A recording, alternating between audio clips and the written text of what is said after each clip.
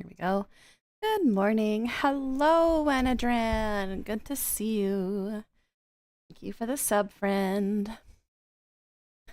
And the prime sub even, so we're getting those Bezo bucks. Thank you, friend.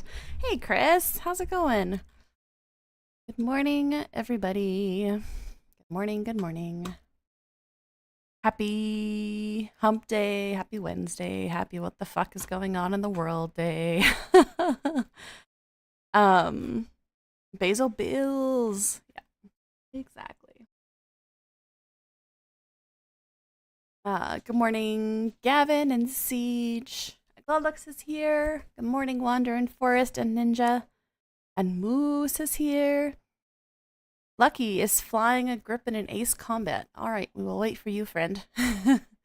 Neuropunk, good morning. We'll see you when you get back. And thank you for the 4 months. You've been subscribed for 5 months. Goodness gracious. I cannot believe it has been that long. Also, whoever made that poll, on my end, I can't see who made it, but you know who you are. Good morning, Chief Diaz. Happy time zone. Happy morning, Ash and Plain Power. What do you call an igloo with no bathroom? Guilty? Eh? Or is that not the answer to the joke? An egg. Oh, good one. Good morning, Irascible Atlantic on the YouTube. How are you this morning, friend?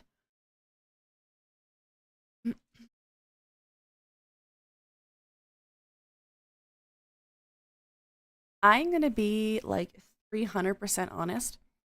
I don't have a scheduled plan for the stream today. I don't have this like super lined out plan, but I and I was going to take today off, but I was scrolling through some stuff today and I was like, I can't, I'm not going to sleep. And I just need someone to process this crap with, because sometimes looking at the news right now feels like it's not real. Like, how is this the current timeline that we're in, I guess? Which is something that we've said constantly for the last couple of weeks. So yeah, it might be a shorter stream. Could be a longer one. Hey, thank you for the 10 watch stream streak. 10 stream streak? How long did I stay up on Maple stream? He was partway through the gadgets for people who don't trust the government video. That's about as long as I was there. Did I miss something at the very end? I feel like he was nearing the end, so. Yeah, Ninja, it's like, I don't know. And part of me, because I focus on Canadian news, feels like I can just sort of ignore it.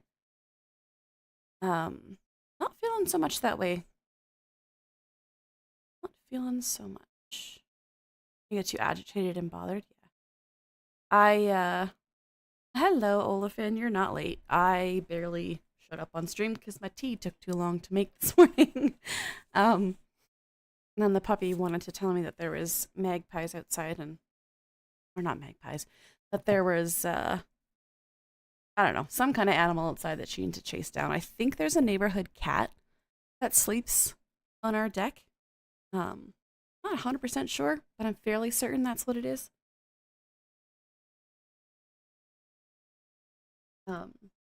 Yeah, she needed to inform me that someone was in her space. But yeah, I really super appreciate Mabel Takes. It's somebody that, you know, has a fairly great size following, which is fantastic because he has put the work in. Yeah, super community minded and like, good, Lucky. We could do that. community minded and shouts my stream out all the time, which he absolutely does not need to do. I just enjoy watching his stuff. But I will say that the community of people that I'm sort of starting to get into on Twitch between Peacefire Now and Maple Takes, I just really love that sense of community. Yeah. I will say, last night, he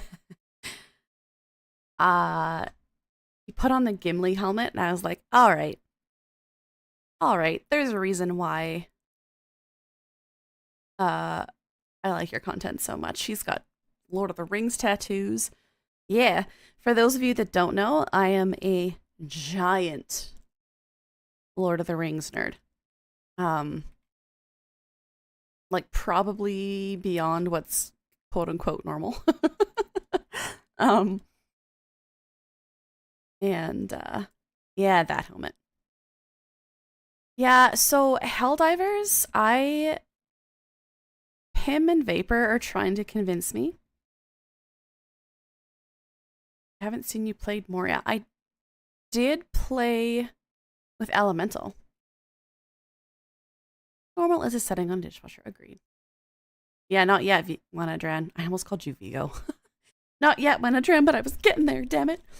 I played Moria with Elemental one night, and it was like super late at night, and both of us were just giggly, and it was probably the hardest that I've laughed in a very long time. Yeah. I've played it. I've played all of the, oh gosh, what are they called? Like the orc fighting ones? Where you're not Aragorn, but you're a ranger. Everyone's got weird interests. I've got plenty of weird interests. Thank you, Olafin. I appreciate that. Dang it, what are they called?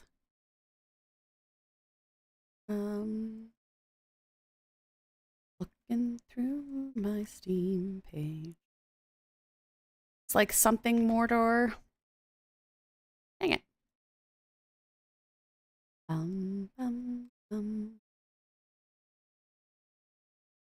Nope, it's gone. Lotro I did play in high school. I played a lot of Lotro in high school. Oh, Shadow of Mordor and Shadow of War. Those ones I've played.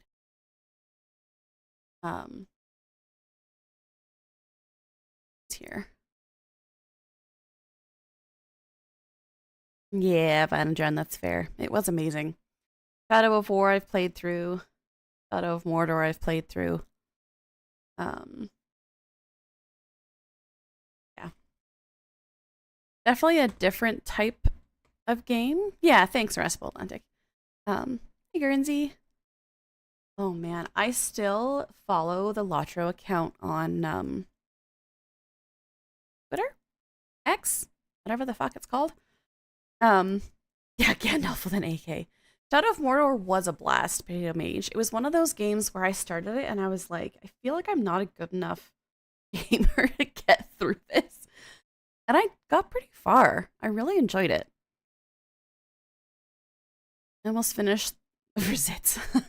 I almost finished The Hobbit on PS2, but I keep getting stuck. Like the Hobbit Lego games, because those were also fantastic. Or is there just a game called The Hobbit that I'm missing out completely? Lucky wants me to play the Gollum game. The Lego games were amazing. I have a bunch of them that I got for free from Epic Games this year. Have I ever heard of... Hi, Elemental! Must have heard me talking about you. I just said the last time I played Moria was with you that night where both of us were just cackling the entire time, and it was hilarious.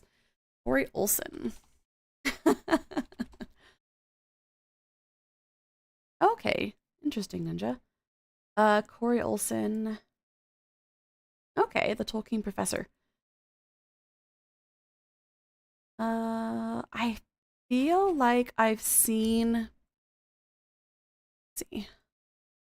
I have seen like these ones, the Wired interviews. Save the Golem game as a goal on a subathon. Oh man, that would be good. I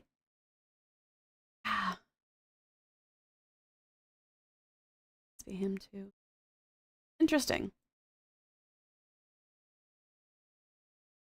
Oh yeah, no, I've definitely heard him because I used to watch The Friendship Onion religiously, which is the podcast that two of the humans that play the hobbits in the movies had a podcast for not super long. But yeah, maybe I'll put it as a goal on a subathon. That would be interesting.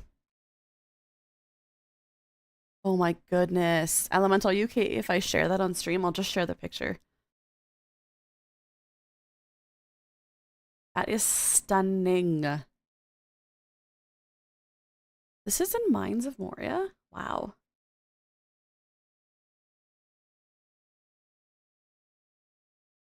He started exploring Lord of the Rings 9 years ago, and 362. Huh. Is that is that a podcast? Can you send me a link to that, Guernsey? Because that is 100% something that I would listen to in my spare time.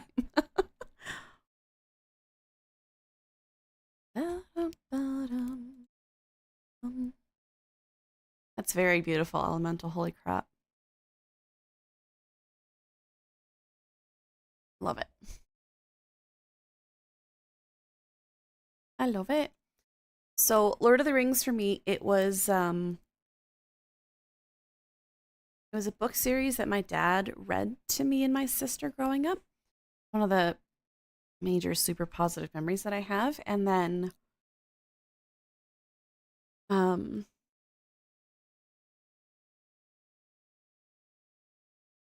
thank you, Guernsey. I will save that to my watch later.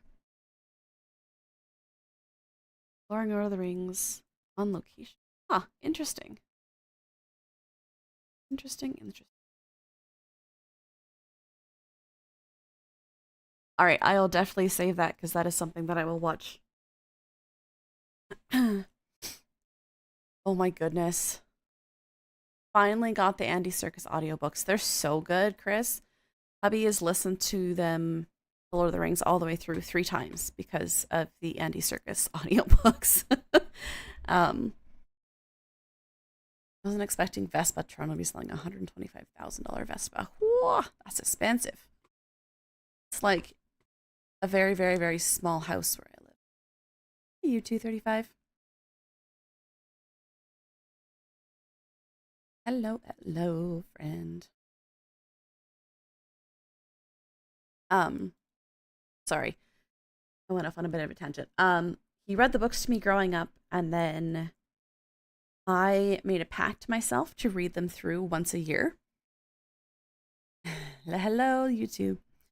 To read through the books once a year. And I did that probably until I was 20, I don't know, let's say 23, to pick a number. And I haven't read them for a while. And I picked them back up again in the last couple of years, specifically because of the Rings of Power series. I've read through all of the extra books that came out after Tolkien passed away that his son finished. So the Silmarillion, the Children of Huron, a bunch of the other ones. So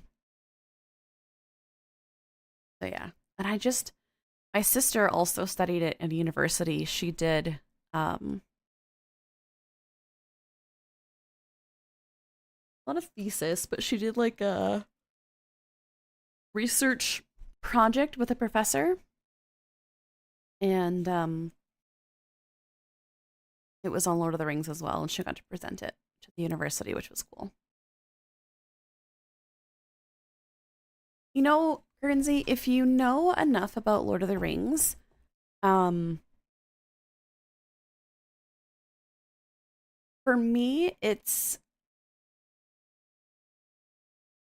seeing the stories that I read from very, very, very dry books. I'll be completely honest. The Silmarillion, if you think Lord of the Rings is hard to get through, oh boy. Um, but to see the characters that, everyone knows Galadriel, everyone knows Sauron, everyone, whatever. Um, but to see, damn it, what's his name? The guy that makes the rings. My brain is not awake. Anyway, to see the creation of the rings and to see the battle that happens afterwards. Thank you, Celebrimbor. And to see the sort of main evil before Sauron. Yeah, the Silmarillion was still good. Some of the other ones weren't so great. Not weren't so great as far as trying to get through them. No, it's not. It's not Elemental. But also to see the origin story of Gandalf and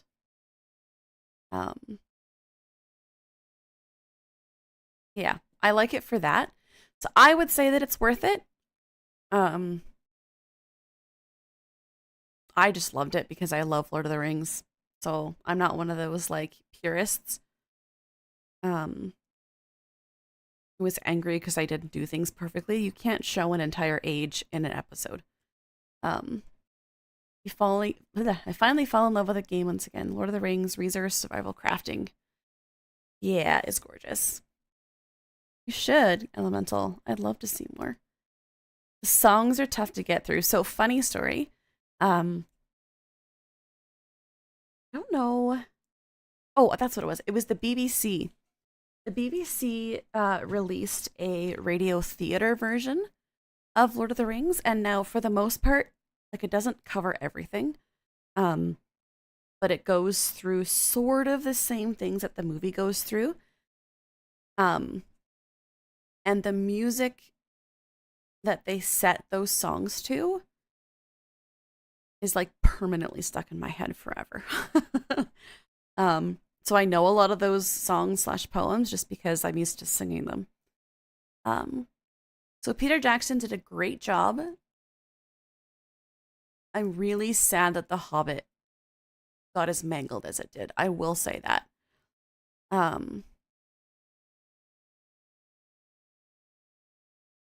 Yeah, there was stuff in there that did not need to be in there. That's okay. I still love them. I still love the characters. I still love the story. But yeah. Yeah, exactly, Elemental. Turn the brain off and enjoy some fantasy. Yep. Yep. I can have my moment and, be a little critical and go, yeah, that didn't happen in this story. And then go, you know what?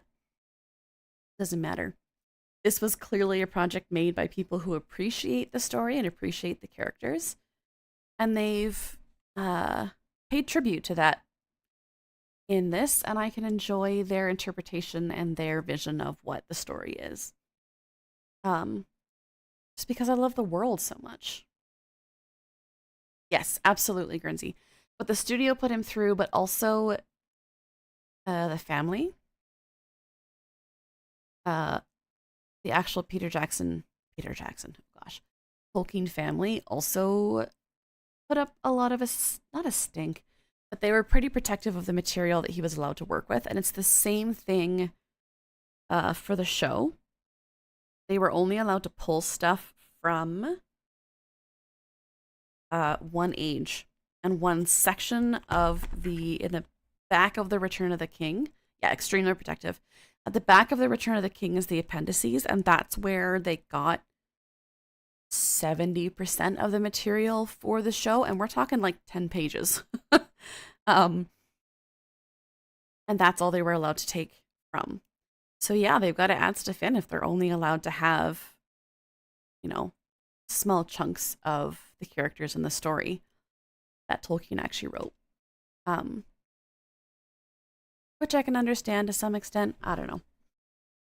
Again, like Elemental said, turn your brain off and enjoy the fantasy. Yeah, they're all previous iterations or adaptations were not as promised. Yeah. Yeah, they got screwed over, right? And Didn't want that to happen. Yeah, Winadran, I will say, plug your ears if you don't want spoilers for the show. For the Rings of Power show, I am pretty willing to forgive a lot of the quote unquote mistakes they've made for the show because they put Tom Bombadil in and because they portrayed him exactly the right way. Like, listening to him talk the way that Tom Bombadil talks in the books, and it doesn't feel like he's quoting someone. It feels like he was actually Tom. Like, the actor was phenomenal. Yeah, Guernsey. I didn't want to spoil it, but I'm just gonna say it. It's such a phenomenal job with him, and they set. I can't play it on here because I'll get copyright struck immediately. Um, but they set one of his songs to music, and it's one of the most beautiful things ever. Like, I've listened to the song outside of the show a couple times and just like sat and enjoyed it. So I can forgive whatever extra things they felt the need to add in or take away because they portrayed him so well. Um yeah, so good. So good. And they also like hello puppy. Puppy is directly behind me so I can't move my chair at all. She doesn't protect. Um yeah, to see the backstory of Galadriel and Gandalf as Gandalf the Grey is sort of portrayed as this like sort of mediocre middle of the road wizard. And then to see what his origin is and where he actually is from, and yeah, I won't spoil anymore. Yeah, he has not yet figured out who he is, correct. Um but yeah, to see the way that he arrived on Middle Earth and and the form he took and all of that stuff. Um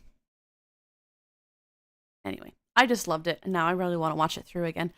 I think we have to wait. Is it this December that they're coming out with um new season, or is it not till next year? I feel like it's not till next year. I'm definitely gonna watch them through again. Talking about it makes my heart happy. And I haven't watched them in a long time. Yes. Yes, they were. They were indeed. They did such a good job. Let's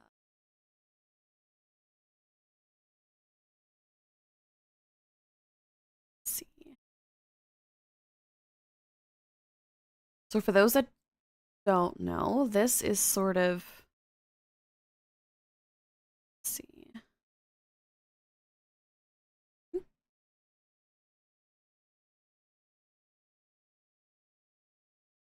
Yeah, they were. I'm not going to show any more spoilers, but I will show you.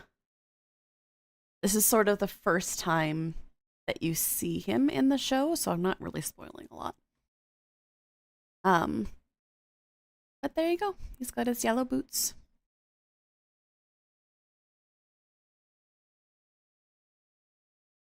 And he is in and he is of the earth. Because that's the character that he is. It's so good. You gotta watch it if you like. I won't show you anymore, but if you like Tom Bombadil, I definitely would recommend watching season 2. It's worth it, for sure.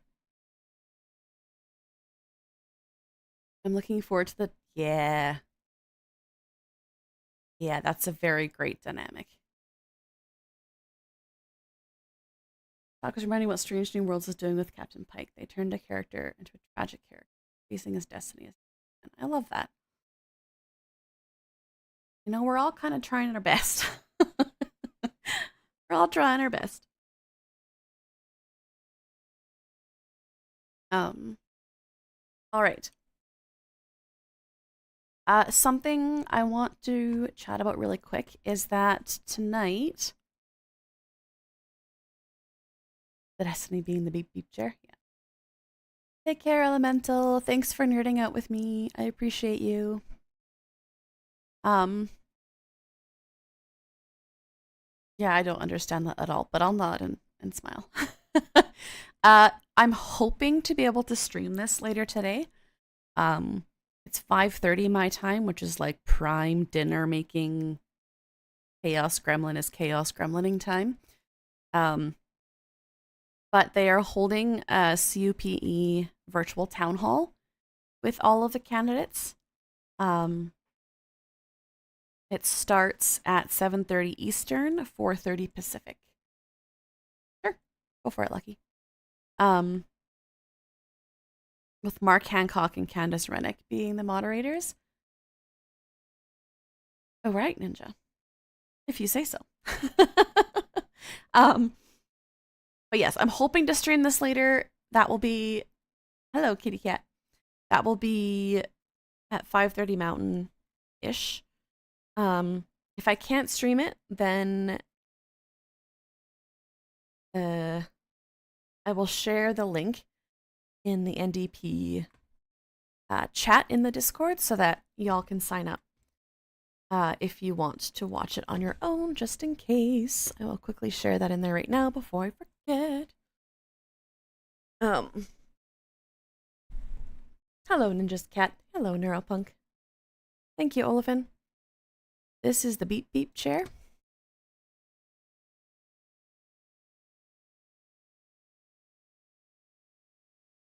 Hello, welcome back from errands. Yikes.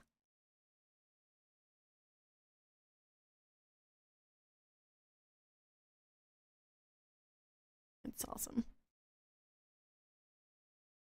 So yes, if you're around this evening, you're more than welcome to join us. I'm hoping to message a couple more people in the Rob Ashton, Ave Lewis, etc. Discords and stuff to see if we can get some more people in here. But yeah, that's the plan for this afternoon. I have to double check that that works for hubby. Yeah, he may have to work late tonight. It may not work, but anyway, if it does, I will let you know. I will put it in the May Lives channel. But if you want to register for yourself, then the link is in the NDP channel on the Discord. All right. Well, thank you for indulging my nerdum for half an hour.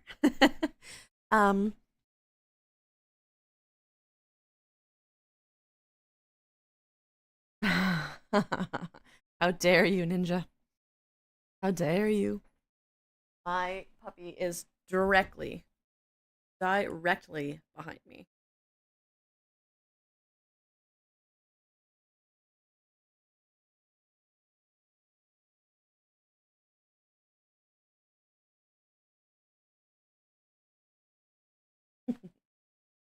Italian beauty right there.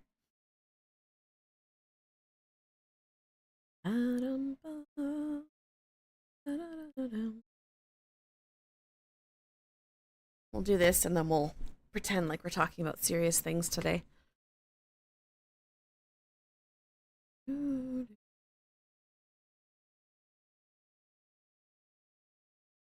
He's currently smacking the screen. This is my puppy. So yeah, if I roll back my chair like 6 inches, I'm running her over. And yes, my Christmas tree is still up. That's what I'm supposed to be doing right now. But yeah, directly behind me. This is Kita. She's an old lady. She is 9 or 10 this year. One of the two. It's a very sweet girl. Protecting me from the evil cat. Yeah, not a furry speed bump. She moves pretty quick. I've never actually run her over with my chair. So, I live here now. I just love that she does that. When hubby used to work nights, that's where she would lay down right behind me. You're undecorating at the moment? Yeah. Will do, Neuropunk. Kita. They say they love you. You speak? What do you say? She's like, girl, I'm sleeping. Leave me alone. Yeah, I need hubby to get the bins out of the garage and then I can just start chucking the ornaments in. Anyway, couple of things. Starting with some crappy news, to be quite frank. Yeah, so we have an intersection in our house that is between the kitchen, the living room, and the hallway. And they all meet up in one spot, and that's where Kita likes to lay. Just right in the middle. Awesome. Hello, Jarshire. How are you, friend? This came out this morning. Ubisoft. Yeah, exactly, Elemental. Yeah. Ubisoft shuttering freshly unionized Halifax studio, 71 jobs affected. They have announced the closure of Ubisoft Halifax, the Canadian studio, which was working on mobile titles for Rainbow Six and Assassin's Creed, affecting 71 staff members. Hey there, Dragion? Is that right? Please tell me if it's not. Um, do you? Yeah, this is from this morning. Staff at the studio announced this week that they had formed Ubisoft's first labor union in North America, completing a process that had started in June of 2025. This was the union that they formed, which I guess Ubisoft didn't like. Fair enough, Joshar. I hope you feel better soon. Yeah, they kind of do. Or Aspel Atlantic, it stinks. I do. Yeah, that logo is fantastic. Yeah. A spokesperson stressed to games industry that the closure was the result of ongoing cost cutting that started shortly after the pandemic, ahead of the unionizing process. That the company continued to recognize and work with unionized staff globally, which, yeah, exactly. It's not technically union busting if they just shut it all down. And it only is a coincidence that it's happening within a week of them actually forming the union. That's just coincidence, right? Um, yeah. Hey Sean, how's it going, friend? Ubisoft Halifax was originally founded in 2010 as Longtail Studios Halifax, working on the Rocksmith Music Tuition title.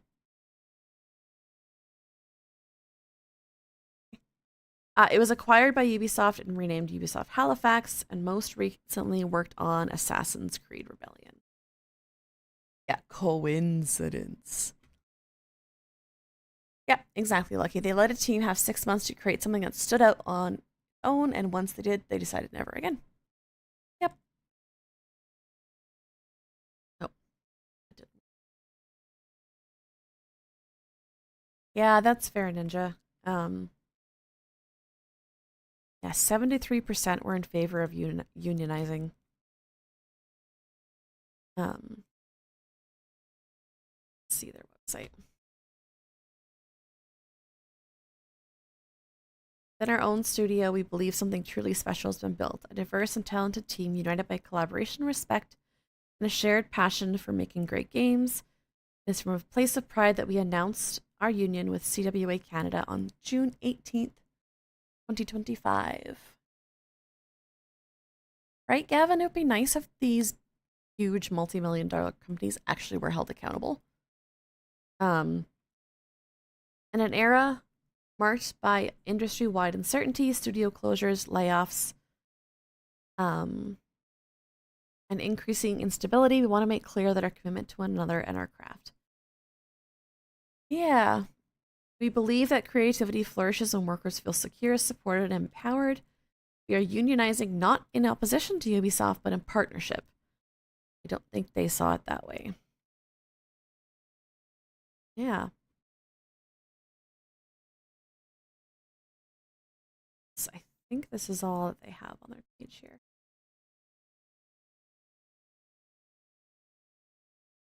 Yeah, exactly. Elemental.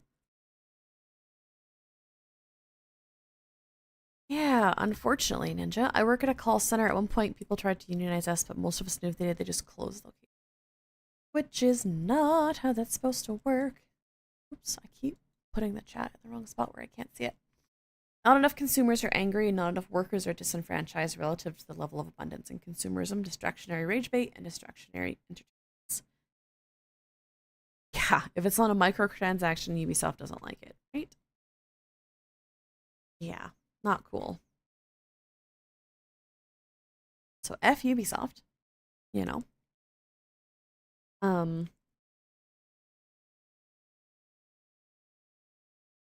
Not great at all. Yeah, I know, Joshar, and that's the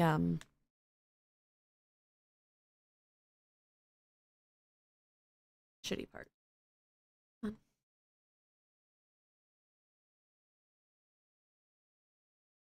um, um, um, looking for something. Second. Okay. Morning, Ayla. How are you, friend? We need a way better antitrust and anti-monopoly laws to crack down. Yeah, we really do. The stuff that I've collected for this morning is kind of all over the place, but um, Nunavut MP says she won't cross the floor to join the Liberals at this point. Liberals, as all of us or most of us know, are one person away from a majority government. Is my brain on the list? Um, I really want to share that article elemental. Maybe we'll share it at the very end because, gosh, it made me giggle. So people are sort of following around all of the conservative MPs, waiting for the next person to cross. Um, she's been asked to consider it. Um, She would not say who specifically asked her to consider crossing the floor, but said they include both Liberal Party members and some of her own constituents. Um, Two other MPs, Chris D'Entremont and Michael Ma, left the Conservative Party. Over the last year, Minister Alti has met with leaders and representatives throughout the North, including MP Idloat. These discussions have focused on identifying shared priorities and practical ways of working together. Um, Again, the Liberals are ready to work with anybody. And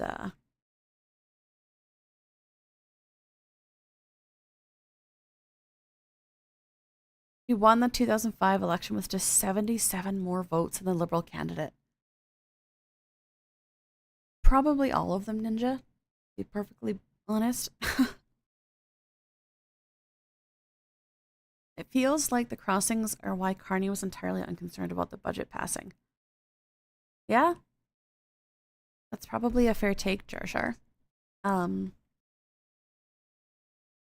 We couldn't do a good job representing none of it if I was forced to vote in favor of violating Indigenous rights, which is fair.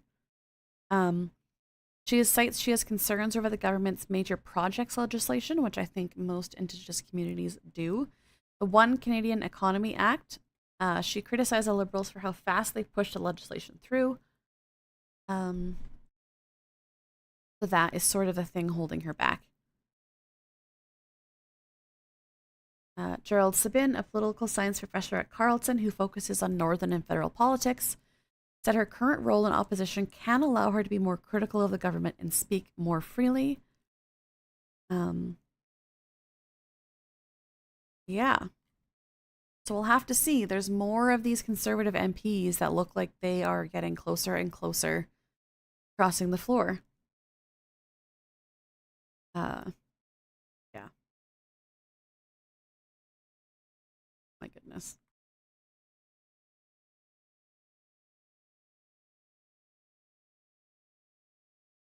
Is it actually a quiz? Okay.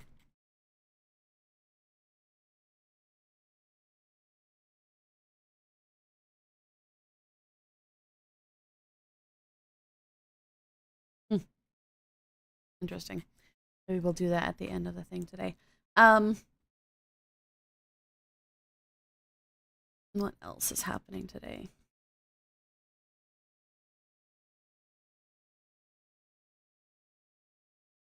Yeah, it is a big influx because you're right. Giro is gone in a month. Freeland's leaving. But if Freeland leaves, does that trigger a by-election, or do they just find someone? I mean, they can find someone to replace her uh in the caucus, but whether or not they have to, yeah, I imagine it would trigger a by-election. But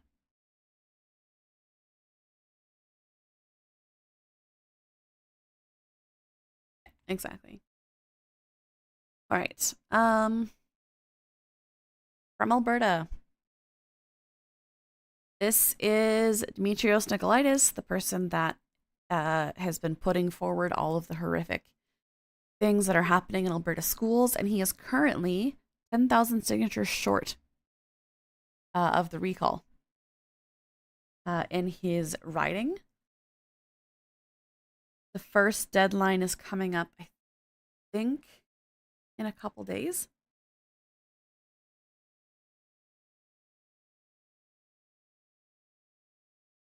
Yeah, you're right. Um, she's a huge task ahead as the campaign nears its deadline for signature collection. She thinks the petition has garnered about 6,000 signatures since the end of October, but it needs another 10,000 in the next 2 weeks. A big push for signatures is planned for the final days, but it could be difficult. Um, the petition was the first of 26 launched against members of Alberta's legislature. Um, yeah, I don't know if you guys have heard about the one in Lethbridge, but it turned into a giant shit show. Let me see if I can find it. Essentially, the person that started the petition for the Conservative MLA here was a friend of the Conservative MLA, but also maybe didn't exist. It was a whole conspiracy.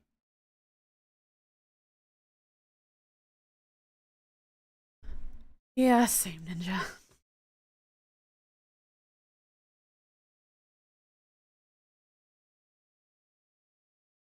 Let's see.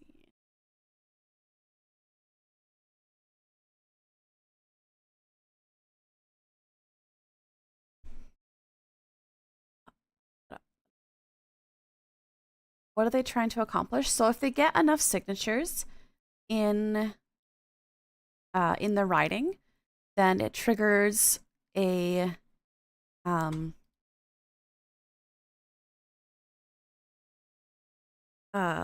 their need to step down in another election. All right, let's see.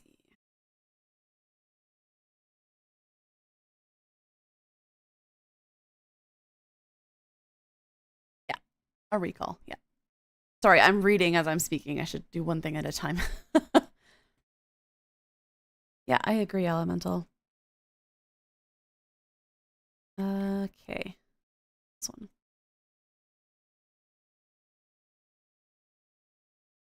Two seconds. So this is what happened in one of the districts in Alberta. It has been over 3 weeks since the recall petition for Lethbridge East MLA Nathan Newdorf was issued. Frustrations. No, so Jarshar, this is the provincial MLAs in Alberta alone. And any member of their riding can start something called a recall petition. And if they get enough signatures out of that riding, then that MLA gets recalled and an election for that riding gets called. And there's 24 of them in Alberta that are currently trying to gather signatures. However, the one that happened in Lethbridge East has gotten really sketchy. continue to mount as the petition's organizer has seemingly disappeared. Quinn Keenan tells us more. There's growing frustration about the disappearing Neudorf recall petition. The Lethbridge Raging Grannies were set up outside Nathan Neudorf's office for the Alberta Funds Public Schools petition. But it was the recall petition to remove the Affordability and Utilities Minister himself that had everyone talking. We have been stonewalled, so there's a lot of words to describe what has been going on. I guess stonewalled would be one of them. A sham would be another. The petition was launched by a man named Ryan Tanner and made official by Elections Alberta on November 25th. Since then, several people interested in canvassing for or signing the petition have tried to contact Tanner with no response. Part of it is that there was a group that was very well prepared to take this petition on, and unfortunately, I love that they're all singing in the background. They all have pins with their names, Granny something on them. That's fantastic. we're a week behind applying, so they got turned down. Raging Granny Barb Phillips and her friend heard back from Tanner after trying several times to get in touch with him. They want to canvass for the recall. A meeting was set up between the two and a man named Mike at a local coffee shop. But when they met Mike, they said he had little knowledge of the recall attempt or how petitions even work.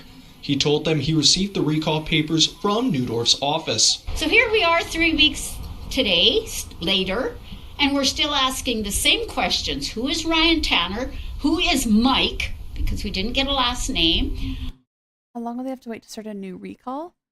I would imagine until the recall, like this one has a deadline, and then I think they'd have to restart a whole new one after that. Let me look into that. I'm not 100% sure. And what's going on? It's unclear if anyone has been able to sign the petition. The lack of progress has led to accusations that the recall organizer started the petition to stop a real attempt to recall Neudorf, one of 23 such efforts in the province to remove MLAs. Neudorf has denied any connection, saying in a statement, "I have no relationship to Ryan Tanner, nor am I involved in my own recall campaign." But the swirling rumors could lead to some blowback for Neudorf. Some people will at least view that, something has happened here and they look for someone to blame for this. The best way for this to be cleared up, of course, would be if, Ryan Tanner was to actually appear and look like he's actually making some effort. CTV News has made multiple attempts to contact Ryan Tanner, but has not received a response. Quinn Keenan, CTV News, Lethbridge. Yeah, so the guy started the recall petition, and then when people contact, like his name is on the thing that the Elections Alberta said, like they made it official and his name is on there, but no one can figure out who it is or how to contact him. So supposedly there's a recall petition out for this MLA, but no one can find it to sign it. Which is bizarre to say the least. I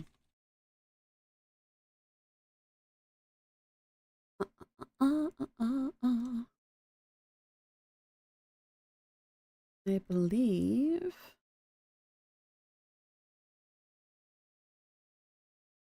this. Oh, this one. I'm not a fan of conspiracy theories, but damn, I sure like a good mystery. Now, I didn't do any of this research, but it looks pretty thorough. So you all remember the Nathan Neudorf recall, where an individual had put forward an application, it was accepted, and then people in Lethbridge East were just waiting. They contacted the person, sent emails, ghosted. Nothing happened. Disappeared. And then they got some random emails saying, "Oh, we're looking into it, we're overwhelmed, But still nothing has happened. And then this reporter did an article for the Lethbridge Herald, basically outlining some of the concerns of the people that were like, "Hey, what's happening with the recall?" And I did a video on that a little while ago. Lisa B. And I pointed out that the application itself didn't seem to come from a construction dude. I don't want to assign gender to writing, but the writing's a little girly. And then there was that whole how the middle name didn't match the other two names. It was perplexing, odd, curious. Now I'm going to try and be cautious because the last time I did a video, the Y2 didn't like the fact that I used names, even though those names were published. So the name associated with the recall petition wasn't getting back to people. And then there were theories that Newdorf's office is the one that paid the $500 to do the petition, presumably to just let it die. But because we live in a society that is... Right, Jarshar? It's very bizarre because they literally can't find the guy. And yeah, you can assign gender to handwriting. But supposedly this Ryan Tanner was a construction worker that came up with the $500. It's curious weird. About a lot of things. People have started to look into it. Now again, I didn't do any of this research, but it is compelling. The same reporter posted this on the Twitters with a link to Substack. Oh, Substack. So I go to Substack and I read this whole thing. Let me tell you, grab a coffee, sit back and relax.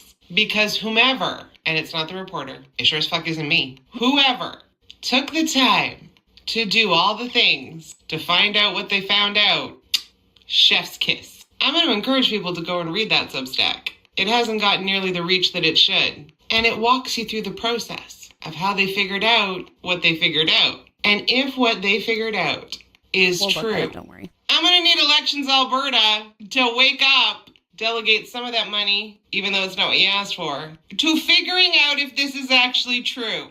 Because if it's true, I'm going to suggest there's 2 elected officials that need to be punted. Person whose name is attached to the petition. Did they know? They must have known. Why would you do that? Why would you have your name attached to something? There's got to be a fine somewhere there for that one. I know, you're like, Lisa, give us more. We don't want to go read the Substack. Go read the Substack. It's like a fucking Agatha Christie novel. but I'm gonna give you a little snippet. Now this is... The rumor is, and this is just a rumor, I have no idea the reputation of the people spreading it, that she approached Ryan Tanner because she's friends with him and he doesn't have a Facebook account. Just a rumor. But then you see how they broke it down later. A she approached the person whose name is on the application for the recall petition. And in trying to figure out the she, allegedly, based on what is in the Substack and how they broke it down.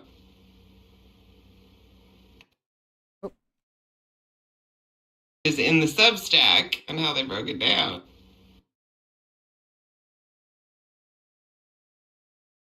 So it's a completely different person. Who is that?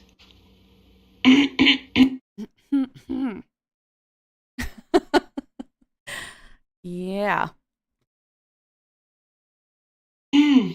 Allegedly. Now, I don't like to tell tales out of school. I don't like to put forward misinformation.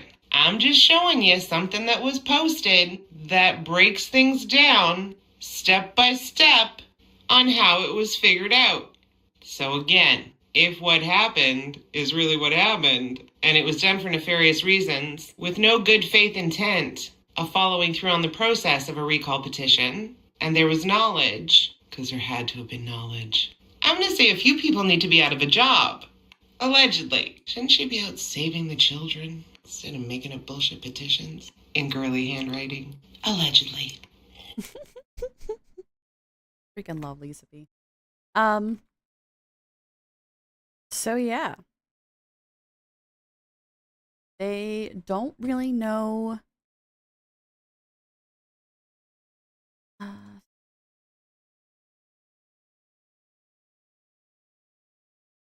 allegedly, yeah.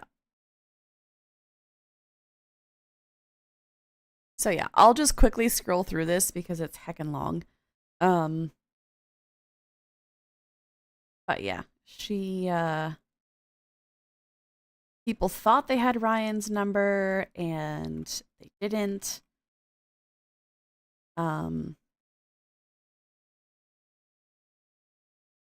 And they thought it was this Jenny person, and then that person wasn't there. And so far, nothing has really been done. And so people are like, you know, they want to sign this petition, and it just doesn't exist. Yeah. Yeah, that's one of the recall petitions here, but also the Nicolaitis one needs 10,000 more signatures because man, that would be satisfying. Oh, that would be satisfying. Another thing that happened again in Alberta is that the school divisions have to take more books off the shelves. Again. A newly enacted provincial order on school literary materials prompted some Alberta divisions to remove a couple of dozen books from school shelves, but the names of them are a secret, because they are.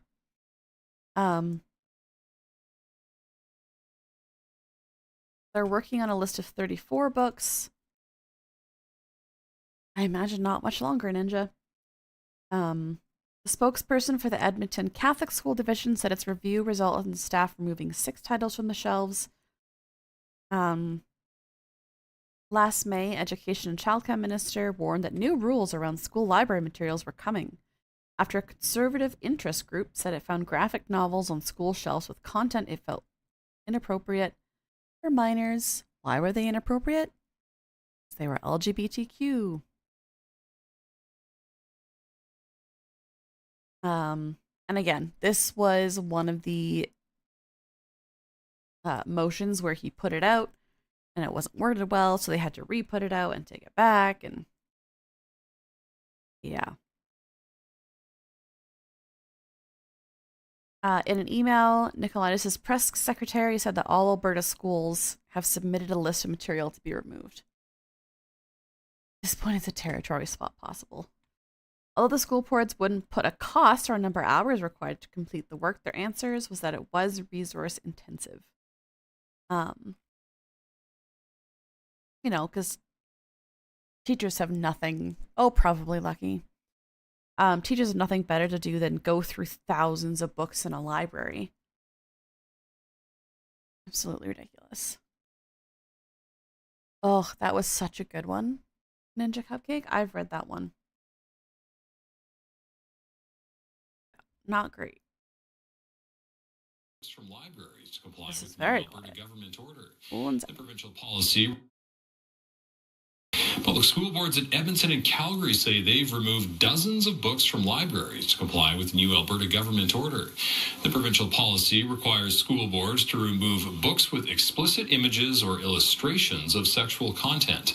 The Edmonton Public School Board says it has removed 34 books and doesn't plan to share the list publicly.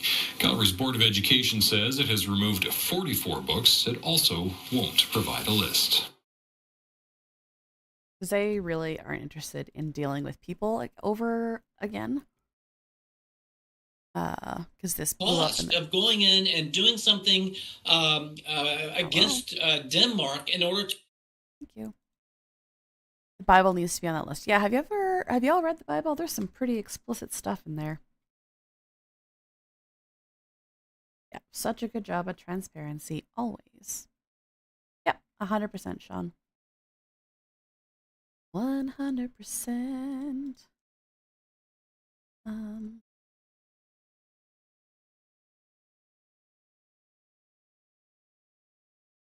It is. It absolutely is. Absolutely, absolutely is.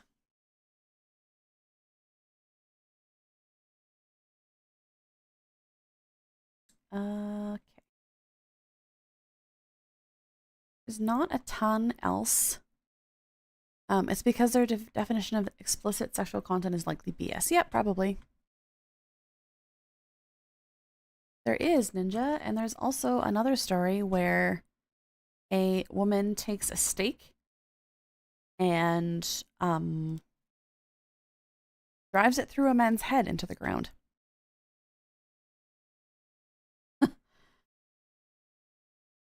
And lots of stories about incest and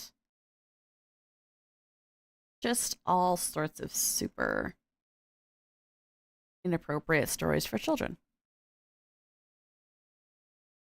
Yeah, exactly, Ash. Yep, there's a whole lot of incest. So, interestingly enough, Sean, there is, they are banning kids from youth sports. If you can't prove to the government that you were born female, you're not allowed to play female sports.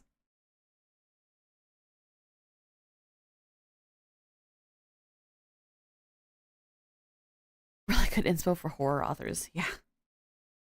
Um,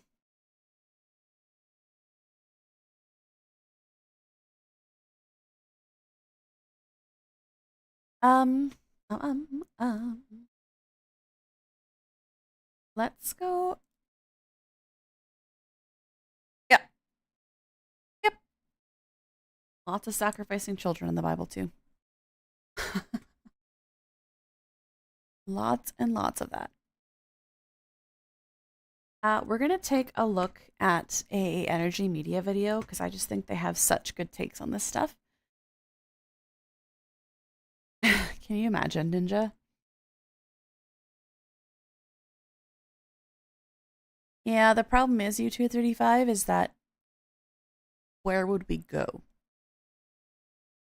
And I mean we because I live here. So, no thank you.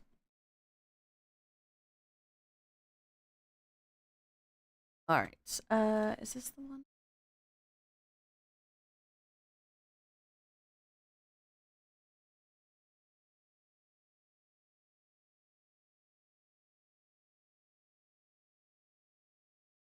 This one.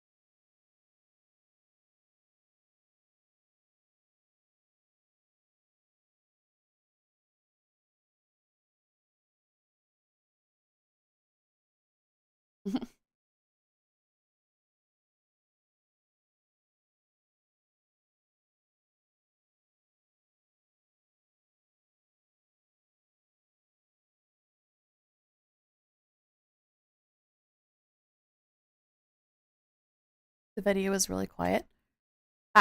Sorry, one sec. I have it on the wrong thing. A barrel of oil out of the ground in Venezuela's Orinoco Belt or market access crisis. Minister Mark Carney urging him to immediately approve Alberta's proposed 1 million barrel a day pipeline to the Pacific Northwest. Now, the rationale for that request was based on the U.S. invasion of Venezuela on Saturday morning, and the Americans said that they needed to get Venezuelan oil. And that heavy crude competes directly with Alberta heavy crude in the U.S. Gulf market. That's a very important market. It's almost 3 million barrels a day. And so Poilievre's argument is that this cheap Venezuelan oil would push out Alberta oil, and it could be, in his words, an urgent market access crisis. Okay? Now, I have two problems with that. I mean, I have more than two problems, but I'm going to talk about two. And then I'm going to propose a third way, a better way of doing this rather than building a $50 to $75 billion pipeline and ramming it through without an expedited environmental approval process. Okay, so the first one is break-even costs. So what does it cost to get a barrel of oil out of the ground in Venezuela's Orinoco Belt or in the Alberta oil sands? Well, the break-even price for Venezuela, came out in a report yesterday from the international consultancy Wood Mackenzie, is about $80 US. And that's very, very high by global standards, but it has a lot to do with the underinvestment and degradation of Venezuela's oil infrastructure. This is well understood, and apparently that's why it's caused prices to creep up, costs to creep up over the years. So what does it cost for Canadian producers? Well, according to a study from last year by S&P Global, and I interviewed economist Kevin Byrne, who wrote the study, and you can see it on our YouTube channel, the average price in American dollars is $27, and it can go as low as $18 or it could be as high as $45. But the average cost, break-even cost, was $27. So I'm not sure how Mr. Polyev thinks that $80 oil is somehow going to push out $27 oil out of the Texas and Louisiana market. Now, there are some scenarios one can imagine. I've argued that this could be a possibility, is that in order to give the Venezuelan oil a leg up, is that he could put tariffs on the Canadian oil. The problem with that is the tariff would have to be very, very high because, frankly, Alberta producers are very, very efficient and low cost. So the likelihood of this, we'll wait and see. But on the face of it, the chances. Sorry, y'all, my phone rang. Yeah, Polyev has kind of been all over the place on this. Because initially, you're right, he did. There it is. He did agree with it fully. And now he's saying, well, you know, we better get on this pipeline thing if there's any hope of us winning or taking the lead in this Venezuela situation. Chances of Venezuelan oil pushing out Canadian oil out of the market and causing a big problem for Alberta is pretty slim. Here's the second thing. He says, and I'm quoting here, "We need to move millions of barrels a day to overseas markets quickly to reduce our dependence on U.S. markets." Well, that sounds great, doesn't it? But let's break that down a little bit. Yeah, exactly. He's confused about whether he should show his support for Alberta or America. He can't decide on his A's. Yeah. And to say in a letter, just put hundreds of millions of dollars of oil and just send it out right now, it's not how that works either. Globally, there's about 10 million barrels a day of heavy crude used, and it requires special refineries. You can't, it needs cokers and hydrocrackers, and you can't move between light crude and heavy crude without a lot of investment and expenditure. So generally, the heavy refineries that are set up to run heavy crude run only heavy crude, maybe a little bit of medium crude, but only heavy crude. So that means that leaves 5 million barrels a day of refining capacity of consumption in the global market. Well, as it turns out, China and India account for approximately 80% of that. So could Canadian oil, Alberta bitumen, compete in those markets against other producers? Well, here's what it costs to get to China or India.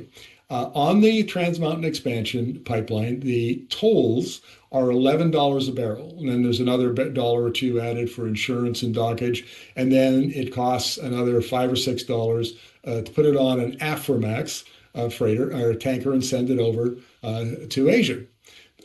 So that gets you in around the $16 to $18 a barrel range. The problem is that the two big competitors there, Iraq and Saudi Arabia, are much closer. They can use much larger tankers. Yeah, so even if we were to ship that amount of oil tomorrow, Iraq and Saudi Arabia can get in there way faster than we can. And their costs are $2. So, and they're also low-cost producers. So what are the odds that out of that limited market that Canada could push out low-cost producers when Canada has much higher transportation costs? Very, very slim. I've argued in the past that essentially Alberta heavy crude is a marginal barrel in those markets. Now that's fine. When prices are high, then there's demand, particularly from the petrochemical sector, for Alberta's heavy crude. And Alberta should take every advantage of that if it can. But if we're trying to compete against low-cost producers, the chances are very, very slim. And certainly the odds of it happening don't justify ramming through a project like a pipeline, million barrel a day pipeline, and doing it quickly. I mean, it takes 5 years to build a pipeline like this. Might get done by 2030 if we were really lucky. The problem, if it's going to crop up in the US Gulf Coast, is going to come in 2026. It's going to come a lot earlier than 2030 or 2031 when the Canadian pipeline would be finished. So this is a long-term fix for a short-term problem. It makes absolutely no sense. Now, here's what Canada could do. We've done some interviews with the Northern Native Cooperative Company, and they have a patented process to pack raw bitumen in a sea can and inside a plastic bladder so they can get it in and out easily, and then ship that sea can over to Asia or Europe and use it as basically as asphalt binder. So you mix in aggregate, and that gives you the asphalt you lay down to make a road. And they say that they'll probably get, they think, 2 to 3, maybe more times more value and a better price than if they were to sell it to a refinery in the United States. So more money, and you have non-combustion use for the product, and it doesn't need a pipeline. It would be put on the sea can. It would then get railed to Prince Rupert or Vancouver, maybe even Churchill, and then it would be shipped on a shipping container, a container ship over to those markets. Now that becomes particularly important if they want to go to Prince Rupert, because there's the tanker moratorium, and this would get around that. So more money, quicker to market. You're not creating any emissions because when it was burnt, because of course it's not being combusted. You don't need a tanker. You just a container ship it by rail. There's all sorts of advantages. The second thing, carbon fiber from bitumen. The Alberta Innovates organization and provincial agency that looks after innovation has been working on this for 10 years, and either this year or next year they hope to have a commercial process to turn bitumen into carbon fiber.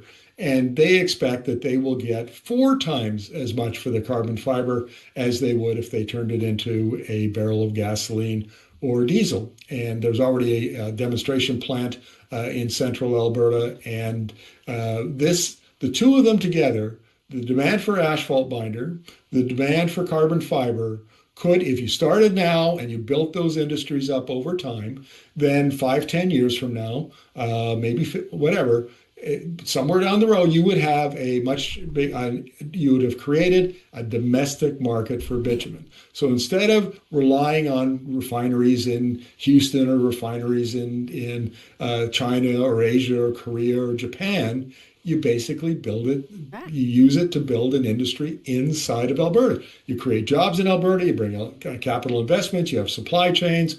What is not to like about that? And you start small, admittedly. It's not going to solve the problem in the U.S. Gulf Coast, if there is one. It's not going to solve it tomorrow, but it's the beginning of a long-term solution for Alberta. So my problem with Poilievre's letter is the fact that it repeats the same old talking points. There's no thought behind it. All of the information that I quoted is readily available. It's easy to find. Yeah, he makes it sound super, super easy just to, quickly jump on this right now. On the internet, you can go to Energy Media's YouTube channel. We've done plenty of interviews about these things with experts like Kevin Byrne. And this is the kind of approach that we're taking to solving some of these problems. It's the same old thing we've always done before. All we want to do is faster, maybe sort of steamroll over environmental regulations and Indigenous consultation, things that are, some of that's required in the Constitution. This is a bad idea. And Poilievre should, retract his letter because it makes absolutely no sense. Ariel, there is a ice raid that happened in Minneapolis, and I'm just trying to... Yeah, it really does need to transform. Hello, Morgan.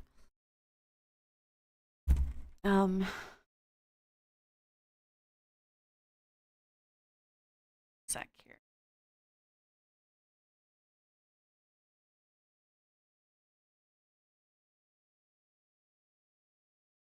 Yeah, 100% olefin.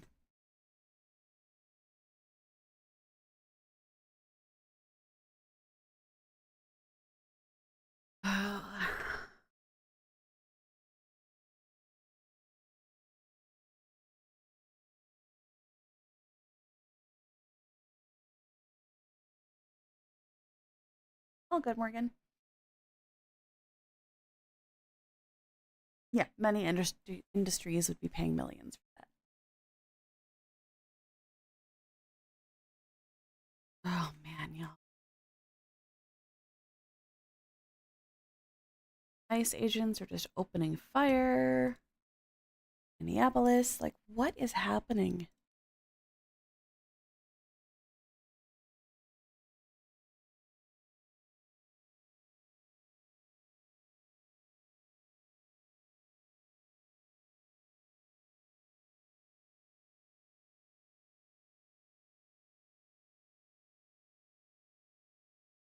Okay, sorry, y'all. Like I said this morning, I don't have a super planned out stream today. I'm just trying to find, I think.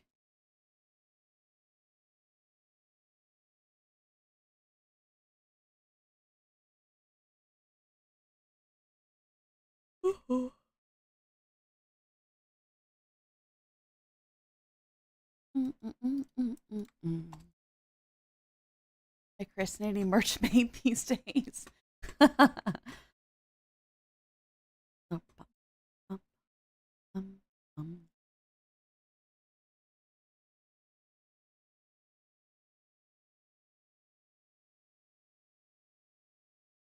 I'm just going to take a quick break here for a minute and refill my tea and stuff, get a stretch in, and we will be back in a couple minutes.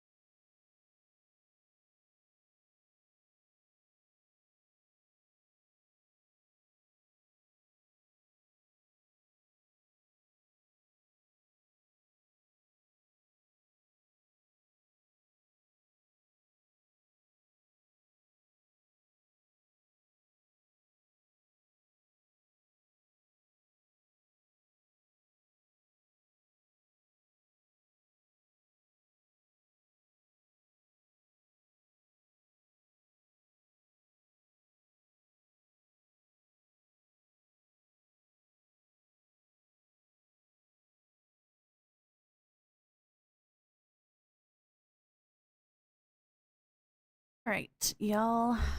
I'm gonna be like 300% honest.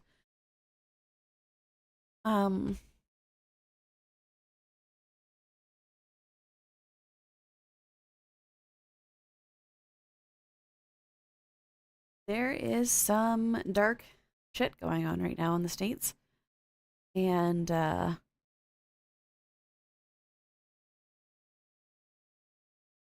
yeah. And I don't usually cover news out of the States. But I'm just gonna...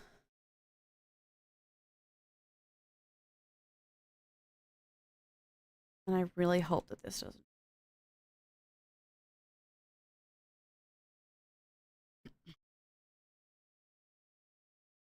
It has been confirmed that an ICE agent shot a citizen in Minneapolis during a raid.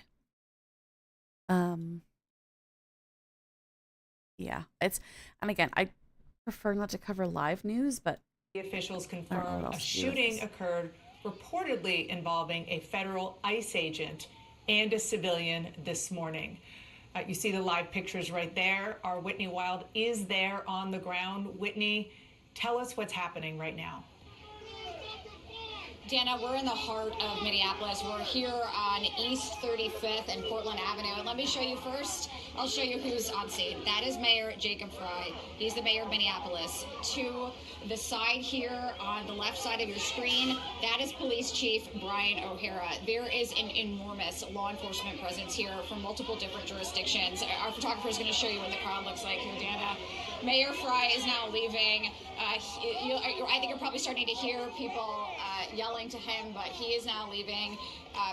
He had spoken with some people on the edge of the crowd when he first arrived, according to a man who had video of it. He did not come back to the crowd. Now a crowd is following him down the street. But what you're looking at right now is the law enforcement response here. So you see Minneapolis Police, you see the Hennepin County Sheriff's Department. We've also seen the U.S. Marshals here. We've seen Customs and Border Patrol. But let me bring you up to speed with what we know. As you said, we know that there was a shooting involving federal law enforcement near East 34th Street and Portland Avenue. Not the greatest time to join if you're having any kind of a good day. Yeah.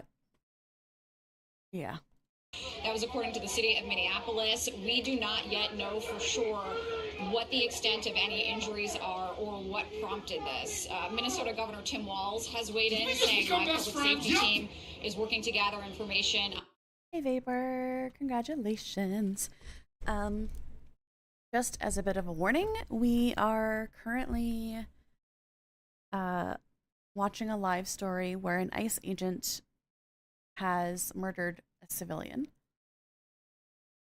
in Minneapolis. On an ICE-related shooting this morning. Again, Mayor Jacob Fry is here.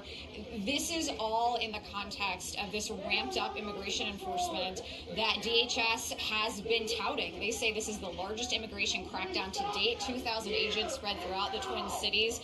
This has been going on for a couple of days now. We know that DHS Secretary Kristi Noem was here in the Minneapolis area yesterday. And what we see now is this real peak moment here where, based on our understanding, there was a shooting involving federal law enforcement here, and as Governor Tim Walz said, involving an ICE agent. We are learning to, trying to learn as much as we can, but let me just get you, another picture of the crowd here, because this is a city where these George Floyd riots are not far in the rearview mirror, and what I keep hearing from people... Oof, the timing. Thanks for the hype train. Yeah, there you go, Ninja. This area, as they say, if you thought that was bad, this city is about to explode. And so the line that Minneapolis police are towing right now is to try to keep this calm and not inflame the crowd, because they do not want another major eruption. They cannot have a repeat of the the George Floyd riots. And so right now what you're seeing is it is loud, Dana, but this is very controlled. We've seen a lot of flare-ups between the public and law enforcement in Chicago, for example. This is a very controlled scene, although it is noisy. Again, we're continuing to try to find out more about what happened, but Dana, that's the latest here. Whitney, you probably can't hear yourself think because it's so loud there. It's a little hard for us to hear what you're saying because obviously there are a lot of people there who are quite angry. Thank you for joining us here. And perhaps it's too early to know the answer to this, but it sounds like officials are being quite careful when they just say a shooting involving a federal agent. Does that mean that somebody who they were going after, who ICE was going after, was shot? Was there a shootout, or we don't know?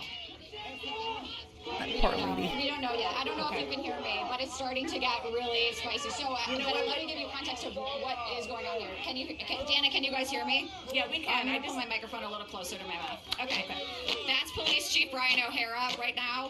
The crowd is really directing their frustration that direction at the moment. People here are really angry. We're hearing them yell at the Minneapolis Police Department. They don't feel like the Minneapolis Police Department is serving the Minneapolis voters, the Minneapolis taxpayers right now. And so right now what you're hearing is a lot of anger directed toward the local law enforcement here, even though they were not involved in this shooting, as far as we know, Dana. All right, Whitney, we're gonna let you go. Obviously, it is interesting that you're saying that their anger is towards local law enforcement. Yeah, I'm getting there. I imagine in addition to federal law enforcement, ICE agents in particular. So we're going to let you go. We're going to let you do some reporting. Stay safe, and we will get back to you as soon as you get more. Thanks so much for your terrific reporting, Whitney. DHS has confirmed that an individual has died. The alleged perpetrator was hit and is deceased. ICE officers who were hurt are expected to make full recoveries. Oh, good. Can you fill in the blanks, Priscilla? Yeah, Dana, let's set the scene here. So in Minneapolis right now, the Department of Homeland Security has surged thousands of agents. There are around 2,000 agents that have been deployed to the state of Minnesota, and there have been ongoing operations, especially in Minneapolis. So that is what has been ongoing in that city and in that area. And this morning, the Department of Homeland Security says that they were conducting what they call these targeted operations. That is to say that they went out to a location, they had a target in mind. Over the course of that operation, according to their statement, ICE officers and one of these violent rioters they're calling weaponized their vehicle. This is according to their statement. And they also go on to say attempting to run over our law enforcement officers. And they call this an act of domestic terrorism. And they say that is what prompted an Okay. So they're claiming that somebody tried to run over an ICE agent, and that's why they got ICE officer, who they said was fearing for their life, to fire these defensive shots, and this alleged perpetrator was hit and is deceased. This is according to the Department of Homeland Security. I have asked the Department of Homeland Security if this was a U.S. citizen, because we do not know the status of this individual who was in this vehicle. Now, of course, we have seen in multiple cities that the actions of ICE as they carry out their operations has prompted protesters and rioters at some of these operations. But generally, I will say, Dana, in talking to my sources over the course of the morning, there are a lot of questions here about these defensive shots that the Department of Homeland Security is talking about, because generally the policy for ICE officers to use to shoot would be if the subject poses, quote, an imminent threat of serious injury and or death. So there are a lot of questions here as to what prompted that defensive shot outside of the use of the vehicle. And it is these types of questions that would prompt also an internal investigation at the Department of Homeland Security, typically to try to get the answers as to what exactly unfolded here for there to be a fatal incident that includes Immigration and Customs Enforcement. And again, it is Immigration and Customs Enforcement that was involved here, according to DHS. Recall that there are multiple agencies that are on the ground doing these immigration enforcement operations, and even photos of the scene showed, at least after the fact, that it was both ICE on the ground as well as local police department. I just want to be really careful opening some of these links because some of them have active photos on them, and we obviously don't need to. Okay. Emily Heller said she woke up to a commotion outside her home. She said she saw a car blocking traffic, and she heard ICE agents telling the driver, a woman, to get out of here. She was trying to turn around, and the ICE agent was in front of her car, and he pulled out and put it right in, and he reached across the hood of her car and shot her. That doesn't sound like someone was about to run over. Better, but I do have a message for our community, for our city, and I have a message for ICE. To ICE, get the fuck out of Minneapolis. Oh yeah. We do not want you here. Your stated reason for being in this city is to create some kind of safety, and you are doing exactly the opposite. People are being hurt. Families are being ripped apart. Long-term Minneapolis residents that have contributed so greatly to our city, to our culture, to our economy are being terrorized, and now somebody is dead. That's on you. Love the interpreter. And it's also on you to leave. Better. Let's just listen to that one more time, shall we? But I do have a message for our community, for our city, and I have a message for ICE. To ICE, get the fuck out of Minneapolis. Hell yeah. That is how you respond to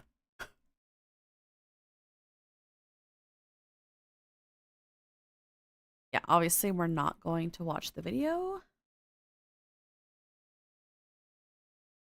on stream because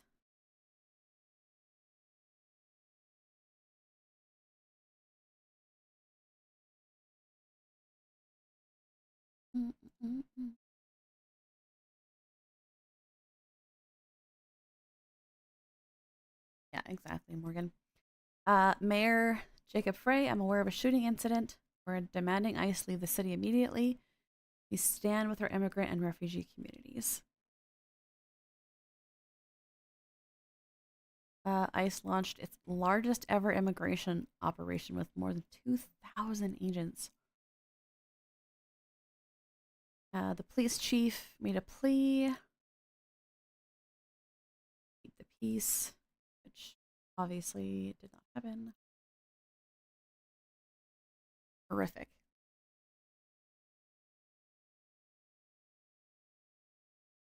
Russia's war. Ay.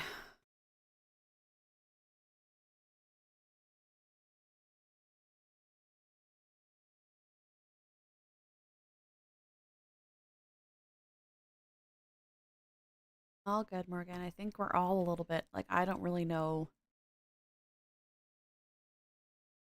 where to go from there. And it's part of the reason why I don't cover a lot of stuff in the States, because I'm just like, here's all the awful. That's all I got.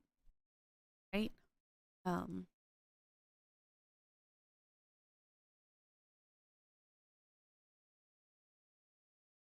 Yeah, I can't put that on stream for myself and for other people. What I do want to do is I want to watch the whole speech. And as this that is swirling around This is what we said right now, and we collectively are going to do everything possible to get to the bottom of this, to get justice, and to make sure that there is an investigation that is conducted in full. But what we do know is that a 37-year-old woman is dead and that she was shot by ICE. We've dreaded this moment since the early stages of this ICE presence in Minneapolis. Not only is this a concern that we've had internally, we've been talking about it. They are not here to cause safety in this city. What they are doing is not to provide safety in America. What they are doing is causing chaos and distrust. They're ripping families apart. They're sowing chaos on our streets. And in this case, quite literally killing people. So they are already trying to spin this as an action of self-defense. No. Having seen the video of myself, I want to tell everybody directly, that is bullshit. Wow. This guy is not pulling any punches, and it's... This was an agent recklessly using power that resulted in somebody dying, getting killed. As soon as it happened and we learned of the incident, we had several priorities. The first, of course, was to get the victim to the hospital and to get care as soon as possible. To the family, I'm so deeply sorry. There's nothing that I can say right now that's going to make you or your relatives or the friends of the victim feel any better. There were, I believe, 2 Minneapolis police officers that responded and were in the ambulance on the way to the hospital. The second was to get ICE off of the scene.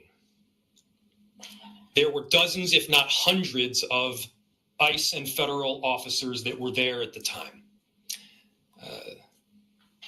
Having them there was only causing more chaos. Having them there was only making a difficult situation even more problematic, and one that, yes, they created themselves. I believe.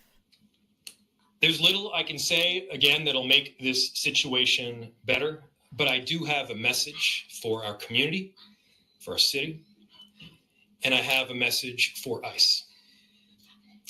To ICE, get the fuck out of Minneapolis. We do not want you here. Your stated reason for being in this city is to create some kind of safety, and you are doing exactly the opposite. People are being hurt. Families are being ripped apart. Long-term Minneapolis residents that have contributed so greatly to our city, to our culture, to our economy are being Was the woman in this vehicle? Is that what happened? did so greatly to our city, to our culture, to our economy are being terrorized, and now somebody is dead. That's on you. And it's also on you to leave. It's on you to make sure that further damage, further loss of life and injury is not done. We're going to be working towards justice as quickly as we possibly can right now, and justice is what we've all got to get. Next, a message to our community. Doc, that's horrific. Look, we all know that the agenda of this Trump administration is to create chaos. This is an incredible statement by a man in an impossible situation. And by impossible, I mean he has to somehow come out and make people feel better. Like, why are there so many agents in this tiny neighborhood? Let us respond right now with our best versions of self. This is a moment where all of us in Minneapolis and beyond, we can rise to the occasion. We can show them who we are. We can show them the kind of courage, bravery, love, and compassion that makes Minneapolis, Minneapolis, and that makes America, America. We are better than a bunch of ICE agents being deployed to cities around the country and ripping apart families and communities. We're better than that. And so we are going to meet that hate with love. We are going to meet that despair with hope. We are going to meet that injustice with constitutional justice ourselves. And we're going to make sure that in this very difficult moment, we do not take the bait that these ICE agents are trying to create and that the federal government, to be clear, wants.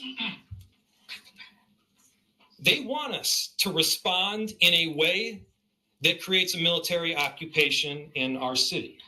They want an excuse to come in and show the kind of force that will create more chaos and more despair. Let's not let them.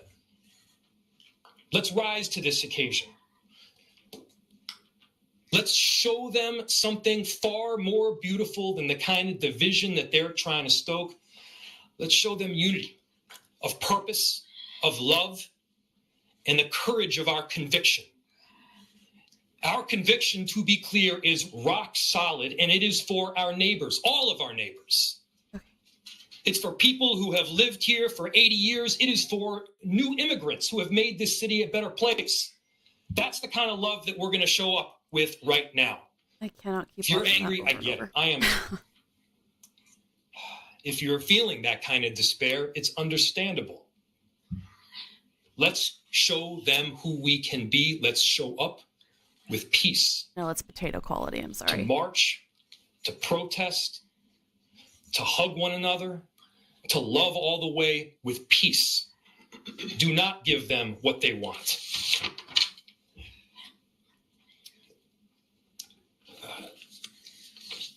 Finally, we've got a lot of work that needs to happen right now to make sure that, first, of course, the scene was secured as much as possible, that we were able to get the victim, now deceased, to the hospital. We've got a lot of work to do in the coming days. I want to thank our city enterprise for the work that they have done, but more importantly, what they're about to do, because this is going to be heavy and our city has been through a lot. We also know that we're prepared to do right for people. Among them is our chief of police. I'll invite him up. My name is Brian O'Hara, BRIAN O''HARA. I am the Minneapolis Police Chief. This morning, Minneapolis police officers received a report of federal law enforcement being involved in a deadly force incident, meaning shots had been fired. Minneapolis police officers responded to the scene. We arrived and found a woman with a gunshot wound to the head. Life-saving measures were performed at the scene, including CPR. The woman was transported to Hennepin County Medical Center, where she has since been pronounced deceased. The preliminary information that we have indicates that this woman was in her vehicle and was blocking the roadway on Portland Avenue, midway between 33rd Street and 34th Street in the city. At some point, a federal law enforcement officer approached her on foot, and the vehicle began to drive off. At least 2 shots were fired. The vehicle then crashed on the side of the roadway. Minneapolis police officers secured the crime scene and assisted in trying to preserve the evidence that is there. We have since turned over the scene both to the Federal Bureau of Investigation as well as the Minnesota Bureau of Criminal Apprehension, which will be conducting an investigation into this use of deadly force. I want to thank... I'm just going to pause super quick. This is happening in the Discord right now, and I don't know how many of you are here and also in the Discord. Please be very, very, very careful when you share links and videos and anything related to something like this, because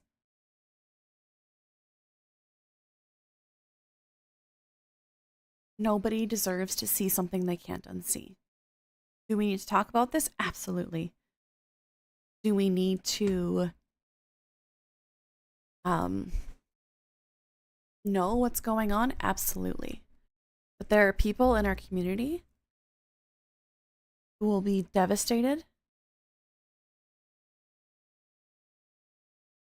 and who have severe PTSD. Please take care of each other. We're gonna watch the rest of this conversation by the cops, and then I think that's all I can do for today. We have no idea what the next person in our community is dealing with, and our #1 priority is taking care of each other here. Whether that means, like Lucky said, giving each other a space to be angry, as we should be. Your anger is 100% justified. This should not be happening.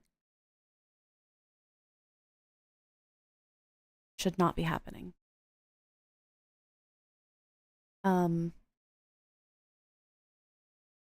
know there's a couple mods in here. If one of y'all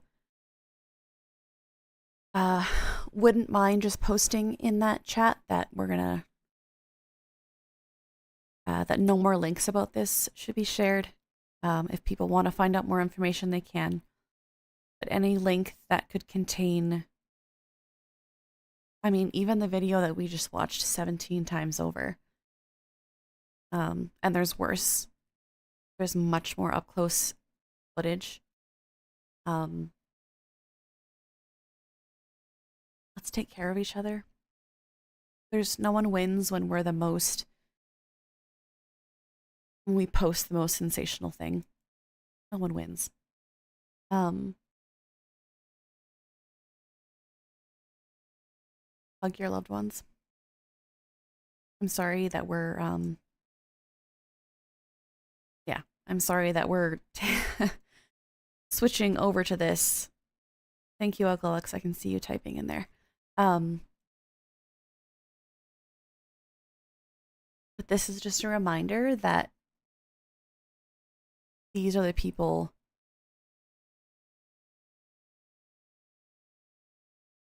that have been sent out by a fascist leader of a country. And one of the things that happens when people like that take over countries and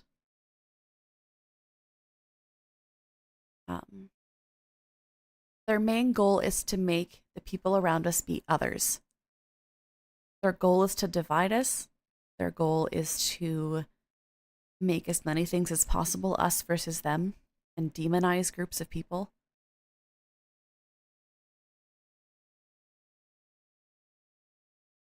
Like the mayor said, let's show them something different. The greatest act of defiance that we can do is to love each other and love everyone. I'm going to keep playing. I'm really sorry. This is such potato quality. I think my internet is upset that I'm watching a video and being live. Thanks, Jarshar. I don't know what I'm doing. I'm trying my best. The mayor, city council president, other members of the city council, state legislators that were on the scene. This has been a very difficult time for everyone in the city.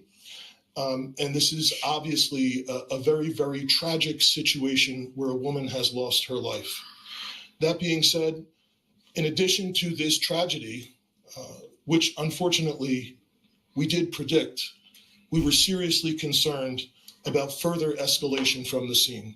And I want to thank the elected officials that came themselves to help us prevent that from happening, as well as the individuals on that scene that remained peaceful and that abided by law enforcement instructions so that we could preserve that scene and ensure that a full and transparent investigation can take place. That being said, I just echo the mayor's comments that we ask that the community continue to call for peace. We understand people are going to be upset about what happened, and people are going to want to exercise their First Amendment rights. But please do so safely and lawfully to ensure that we do not have any further tragedy in this city or destruction. Thank you. Okay, so we've been listening to this news conference. Let's see if anyone else is going to talk here or if they're going to take any questions. Let's listen. On the identity of the ICE officer who fired the shot this morning. I don't have that information, no. The question was, is there an identity of the ICE officer that fired? I do not have that. Yeah, they're doing a good job. ICE officer stopped a physician from helping the lady who was shot. Is that true? We've seen videos all over social media that someone tried to help this lady, and they were told they were pointing guns at and told to get away. Do you know about that at all? So the question was, There's information out there that people tried to help the woman that was shot, and ICE officers then pointed guns at them and told them to leave. I do not have that information. I myself saw a video of the shots being fired as the car was driving away. What I can tell you is the narrative that this was just done in self-defense is a garbage narrative. Good for him. That is not true. Fuck. I have so much respect for good government. Straight up, he's like, nope, that's a lie. It has no truth. And it needs to be stated very clearly, since we have already seen a video of it. I do not know as to what you're talking so, about. Mayor, she wasn't driving. Over here. She wasn't driving the car toward him, using her vehicle as a weapon. That does not appear to be the case at all. What's the city's protocol when an observer or an activist calls 911? They say an agent's phone or an agent's coming and coming at them. How does the city of Minneapolis handle that situation going forward, considering Repeat it one more time. I missed the first part of what you said, and I'll turn it over to the chief. Yeah. What does the city do when someone calls 911 and a federal agent's phone? Yeah. I'll turn it over to the chief. The question is, what does someone do when a federal agent is pointing a gun at them, chief? So, if I heard you correctly, the question is about when people call 911, what is the city's protocol in these situations? We've had a very dramatic increase in 911 calls related to this activity. We have a protocol in place that has been evolving as the situation has been changing. And at this time, there is a designated supervisor that is on duty 24/7 that fields those calls. And we do everything that we can to ensure that they are appropriately prioritized, with the priority being placed upon the protection of life and safety of everyone in the community. Can you tell us any more about the woman who was fatally shot? Was she there as a legal observer, protester, bystander? What do you know that you can share? So the question was, what can I share about the deceased? There is nothing to indicate that this woman was the target of any law enforcement investigation or activity. This woman was in her car, and it appears then blocking the street because of the presence of federal law enforcement, which is obviously something that has been happening not just in Minneapolis, but around the country. She appears to be a middle-aged white woman. Chief, just about a month ago, you said these unplanned and questionable tactics by federal agents would result in someone being killed at a press conference right here. Do you consider today's tactics in line with that, or do you just have a generic response to the fact that somebody is not dead? The question is that I had previously made several statements about being concerned about the tactics being employed. I am obviously very concerned that I have been told that a woman who was sitting in her car blocking the street and not the target of any enforcement activity is now deceased. However, I do not know, to be clear, I do not know the exact circumstances of the shooting, but I would tell you, in any professional law enforcement agency in the country, I think they would tell you it's obviously very concerning whenever there's a shooting into a vehicle of someone who's not armed. But it also is something that is possible. At times it is justified. But it is very concerning, and it's something that most law enforcement agencies in the country train very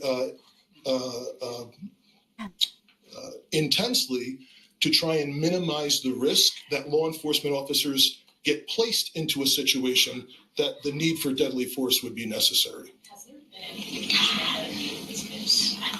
I didn't hear the question, I'm sorry. Yeah, exactly, Eleanor. The question was any indication about the need. I guess getting back to the justification of this, I have not seen any information other than what I have communicated. Was she alone in the car? Were there children in the car? The question was if she was alone in the car. I know that I got there shortly after this call came in. I did not see anyone else with her while I was on the scene. However, I've since been told by our officers that have been with her the entire time that a spouse has arrived at the hospital. Mayor, just curious if you're thinking about contacting federal authorities to register your concerns about this, personally making phone calls, et cetera. Yes, we've been on the phone all morning. As soon as we learned about this, again, there were a series of priorities that we needed to go through. The first, of course, is to keep people safe and to help the victim in any way that we could. The second was to get ICE off of the scene.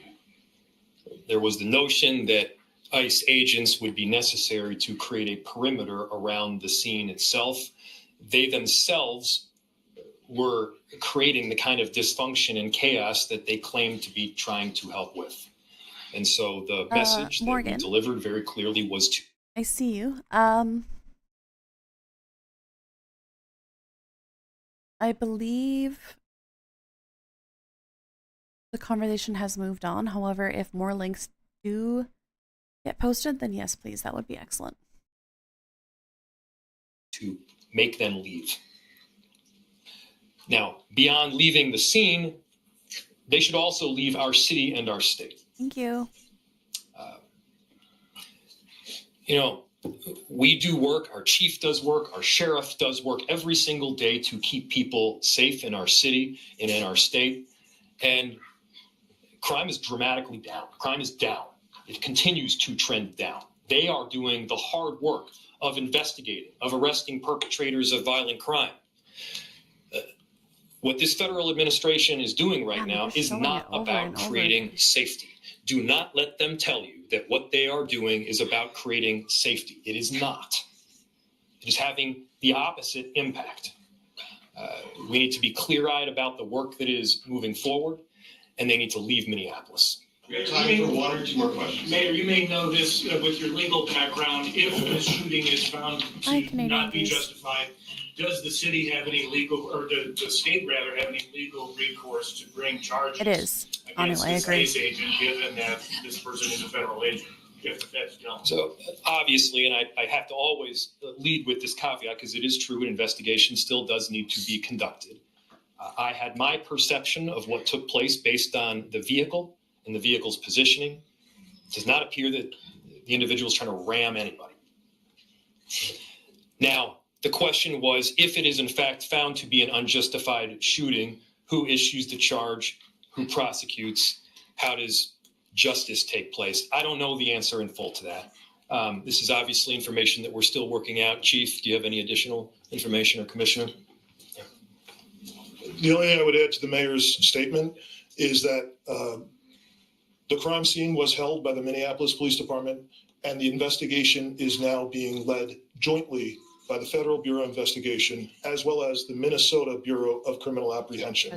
And the purpose of their involvement would be to investigate whether any state laws within the state of Minnesota have been violated. Can I just add something to that too? What's very important is that for our communities that we do have some kind of part in this investigation. It needs to be done on a local level. With all due respect to the federal level, we do need to make sure that our local agencies are involved. Well, certainly the BCA is very well capable of working with our federal partners in doing so. That is something that is needed for our communities. And so that's something that I can tell you that there's already been conversations from the U.S. Attorney's Office to the BCA that have already taken place today. How that's going to roll out, we don't know yet, but we are making sure that there is some kind of local entity, namely the BCA, that has a part in this investigation for the purposes of transparency and expedient transparency as to what happened today. One more. Sorry. If that's it. Thank you, everybody. Final piece. Yeah. Again, thank you, everybody, for coming. Thank you to the media for being here and disseminating this very important information around this tragic incident. To reiterate a final message to our community members, I understand the anger.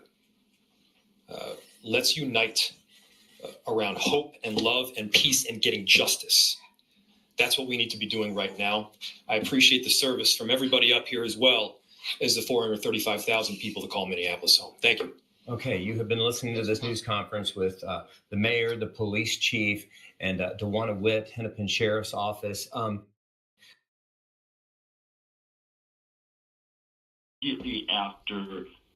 That's correct. And I so just now, want to show y'all. 2,000 extra agents were sent. And that is when this. Again, this is coming from State Senator Omar Fateh saying that a doctor was denied the ability to provide life-saving CPR. Going investigation. Also, this is the Governor street, Walz tweeting out, telling people to remain calm as we work to learn more. This is the tweet here from Governor Walz about 10 minutes ago saying he wants people to remain calm. We also have a statement here from State Senator Omar Fateh. Received reports of a shooting by an ICE agent in my district. I'm on site gathering verified information.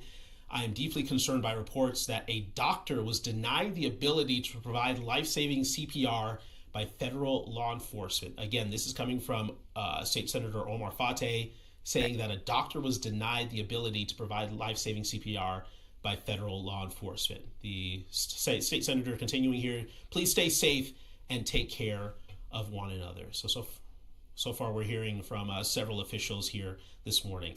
I believe we have a report here from our Jana Shortle. They've been on scene all morning. They live in the neighborhood. Let's see what Jana has to say. Yep. This is Jana Shortle with Pier 11. I'm live on the scene at 33rd, 34th in Portland, South Minneapolis. There is a significant ICE presence. We're hearing that someone was shot. We don't know who. We have seen hundreds, if not more than that, ICE agents and police officers from Minneapolis police who have said they would only show up for crowd control or if safety was a matter of issue. I've heard the words crime scene. The chief of police is here. And now you have more and more folks coming in that are in suits. So this is a serious situation at 34th, 33rd in Portland. And sir, you said you saw something, right? You saw something? Yes, here you can see I'm actually have it right there. They were trying to resuscitate the person right there. But so someone was shot. And then they're about to carry him out right there. Okay. So as we said, we have a witness, we think right now, to what happened right after it was over. Tons and tons of people here. We have crews on the way. It's getting a little bit dicey, so I'm going to sign off. But now we have police investigators, more SUVs arriving, and neighbors understanding what's going on. Appreciate Jana's reporting there, seeing the video from somebody apparently being resuscitated. Again, a confirmed ICE-related shooting. And federal agents and protesters down the street further towards 33rd Street and over here on 34th Street. So it's a tense interaction between the crowds here. But as you can see, there is still a heavy group of people here at the intersection of 34th and Portland. This has only grown in the past hour or so that we have been here. All sorts of different people coming out and showing out against the immigration officials here. But as I said, it's this area here specifically where we just saw a lot of those pepper spray, pepper balls, things like that. As the immigration officials were sort of firing them towards the crowd here, guys. Why? Right. Thank you. Be safe there. What else are you seeing outside of that corner? So you have all this tape, and we can see the tape that's around the crime scene there. What are they trying to do? Just keep people away from the tape? Are they trying to process the scene? Are there any arrests being made down there? It's difficult to see. Yeah, like where? I'm assuming the vehicle must be further down this street. Come up here. Yeah, here. Just let's walk a little bit. So at this on the street, the last couple of minutes we've seen more of them move down to this area. You might have seen earlier there's kind of like a line of police officers, so it seems like this is the corner, this is the spot where people are kind of hunkering down, and so a lot of the officers and a lot of the agents that were spread out down the street have kind of come down here. They're kind of operating more as little as needed down the street just to kind of block traffic, but everyone else has kind of been pushed over to this area. And just a few minutes ago, we actually interviewed one of the homeowners here who's kind enough to let us, sit on their property so we can get a good vantage point. And they, mentioned that it was around 8:30 this morning when he saw everything that happened right down the street where these cars are. I'm sorry, he said it was, federal agents, and from what he hears, they were serving warrants at the time. He believes he had heard it was like 6 different warrants that they were being served, and that is when this incident happened with the shooting. All right, Gordon, thanks for that update. This is a situation as we're going to stay on air for you and follow this breaking news right now. We are working right now to get some more information. Again, we have NBC is sharing with us that they have a source saying that DHS is reporting that this is a ramming incident. So, Gordon, ramming incident, my ass. Investigate the incident, so they can't just leave. Minneapolis Mayor Jacob Fry is asking for ICE to leave immediately right now, and it sounds like they are back and ready to talk with us again. Can you hear us okay? Oh. Hear us now. We're trying to figure out, we've heard some things about... Yeah. All right. It looks like they are talking with council member. Go ahead, Ian. You're up. Ian, can you hear us? Here. Senator Mohammed talking to that Minneapolis police officer on the other side of the barricade. That's her speaking to him right now, the man in the glasses. That's Senator Mohammed. Yeah, we've been just trying to track down officials and try to see if we can figure out a little more about maybe a press conference, try to figure out more information. Chris, I know you just mentioned that is we'll get more information when it's available, but obviously, they're looking at things right now. But we've seen a lot of elected officials out here, whether it was Jason Chavez a second ago, or Mohammed a second ago. We've heard about a press conference that might be happening at noon that we're trying to work and get a little more information on. But as of right now, that's kind of where we're at. I think it's the most that I've heard. I think back at the station, you guys have heard from Governor Walz, his statement posted on X, his public safety team working to gather information on an ICE-related shooting this morning. And they said that more will be coming later. And like I said, Mayor Fry and Police Chief Brian O'Hara have been on this scene right at the original location for the last at least half an hour. There's a prayer vigil going on right now with some local rabbis and pastors at the original scene. They're down there praying right now together as a group. I'm going to go check in with them. Several of them have been here the entire time. And here, Jason, let's turn back towards the right here. Straight down that way, Chief O'Hara coming towards this way, and that's Assistant Chief Katie Blackwell. Eventually, with a crowd this size, they're going to want to hear from him exactly what's going on, because people are just operating in a vacuum with little to no information right now, and so they're coming up with their own theories and narratives. But it's, you guys saw the car, obviously. Time to figure out if this was. Sorry, I'm just going to authority would remain with the federal government, not with Minnesota. Get the fuck out of Minneapolis. I mean, we can hear that 1,000. We do not want you here. Your stated reason for being in this city is to create some kind of safety, and you are doing exactly the opposite. People are being hurt. I don't really want to open Fox News, if I'm going to be 100% honest.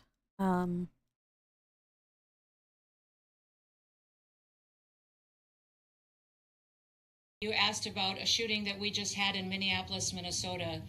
It was an act of domestic terrorism. What happened, it was our ICE officers were out in an enforcement action. They got stuck in the snow because of the adverse weather that is in Minneapolis. They were attempting to push out their vehicle. And I'm sorry. We all just saw the streets, right?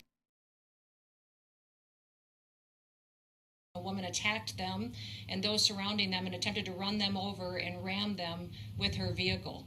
An officer of ours acted quickly and defensively shot to protect himself and the people around him.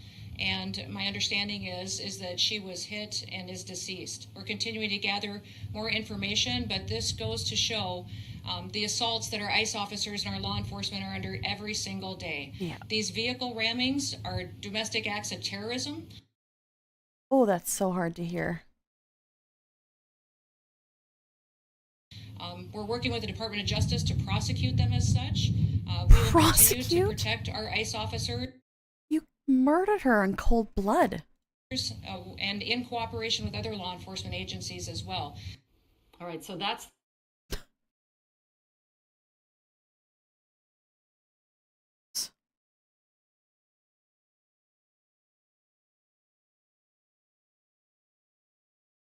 Statement from the Department of Homeland Security spokeswoman Tricia McLaughlin. I'm going to read it for you right now. Today, ICE officers in Minneapolis were conducting targeted operations when rioters began blocking ICE officers, and one of these violent rioters weaponized her vehicle, attempting to run over our law enforcement officers in an attempt to kill them, an act of domestic terrorism.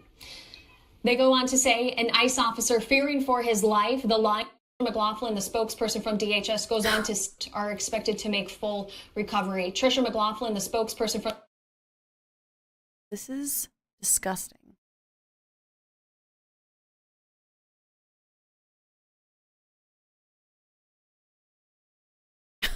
DHS goes on to say this is the direct consequence of constant attacks and demonization of our officers by sanctuary politicians who fuel and encourage rampant assaults on our law enforcement, who are facing, again, these statistics that we are working on confirming, 1,300% increase in assaults against them and an 8,000% increase in death threats.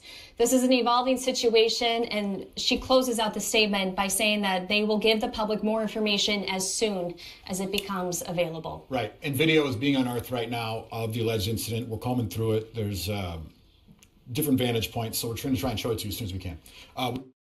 That press conference for about the last hour. This is what the New York Times has. Yep, 100% potato mage. Oh,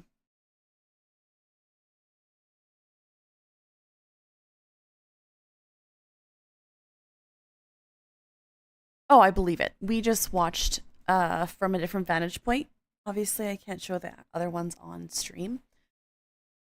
We watched it happen. Over and over and over again. Not once did that vehicle go anywhere near an ICE officer to run them over. A federal officer shot and killed a 37-year-old woman. Tricia McLaughlin said she weaponized her vehicle, and Mayor Jacob Frey called her account bullshit.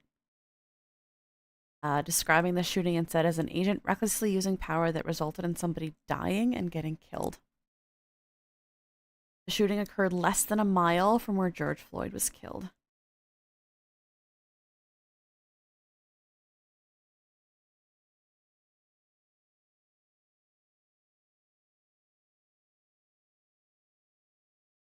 The shooting is being investigated, which we knew. Minneapolis was the site of some of the most destructive unrest in recent American history.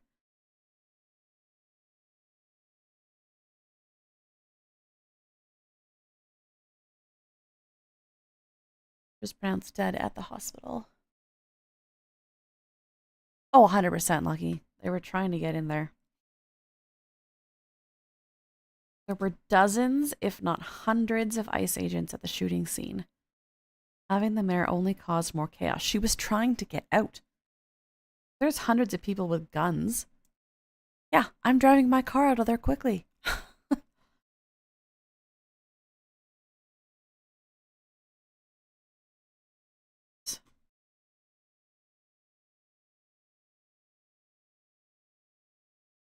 Yeah, exactly, Jershar.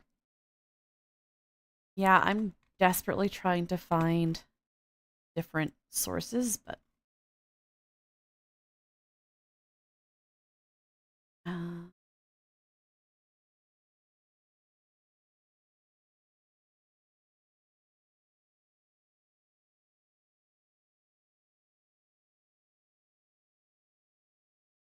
yeah, it's asking the person move while trying to get into the vehicle.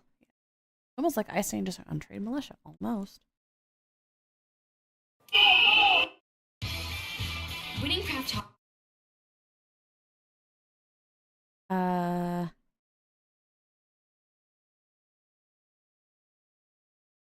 Let's see if CBC has got anything up on their YouTube. It is terrifying.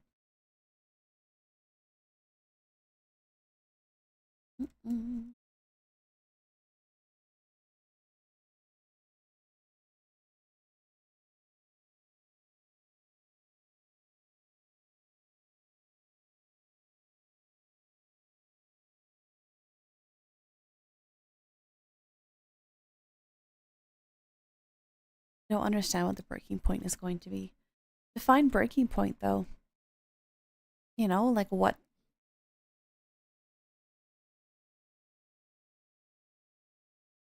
Sorry, I just the ads ended. Hold on.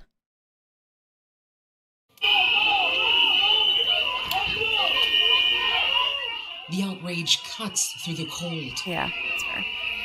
ICE agents in Minneapolis surrounded by protesters. Agents have someone face down on the ground. A woman launches herself at them, then chaos. One ICE agent steps back to film protesters. ICE retreats a block, then fires pepper pellets. These are the front lines of Operation Metro Surge, a federal immigration crackdown in Minnesota. I'm sorry, these guys were threatened by one woman? Being met with organized opposition, angered by the U.S. president's series of anti-Somali tirades.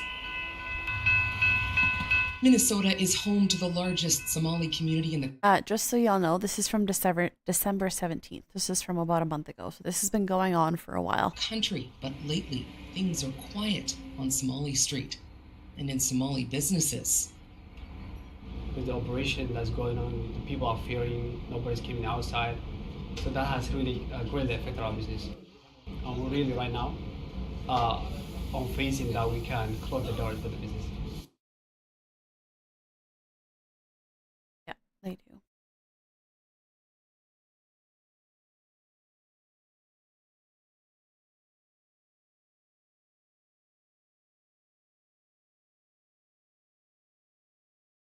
Yeah, and I obviously want to be really careful about finding live footage from other places and people.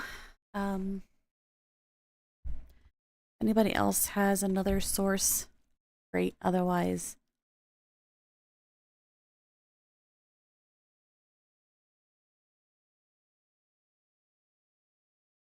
yeah, I don't know, y'all. I don't really know where to go from there.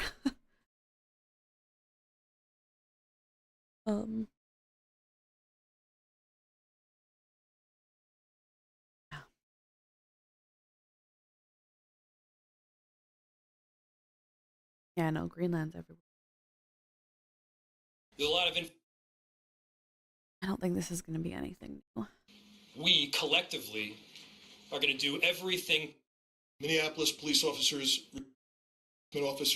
get Something that I can tell you that there's already been conversations from the U.S. Attorney's Office to the BCA that have already taken place today. How that's going to roll out, we don't know yet, but we are making sure that there is some kind of local. Yeah, we've seen all this already.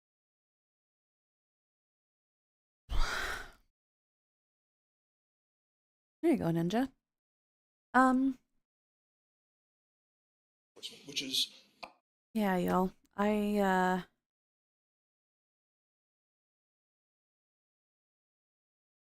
We'll keep an eye on this a little bit. Yeah, well, some of the most important...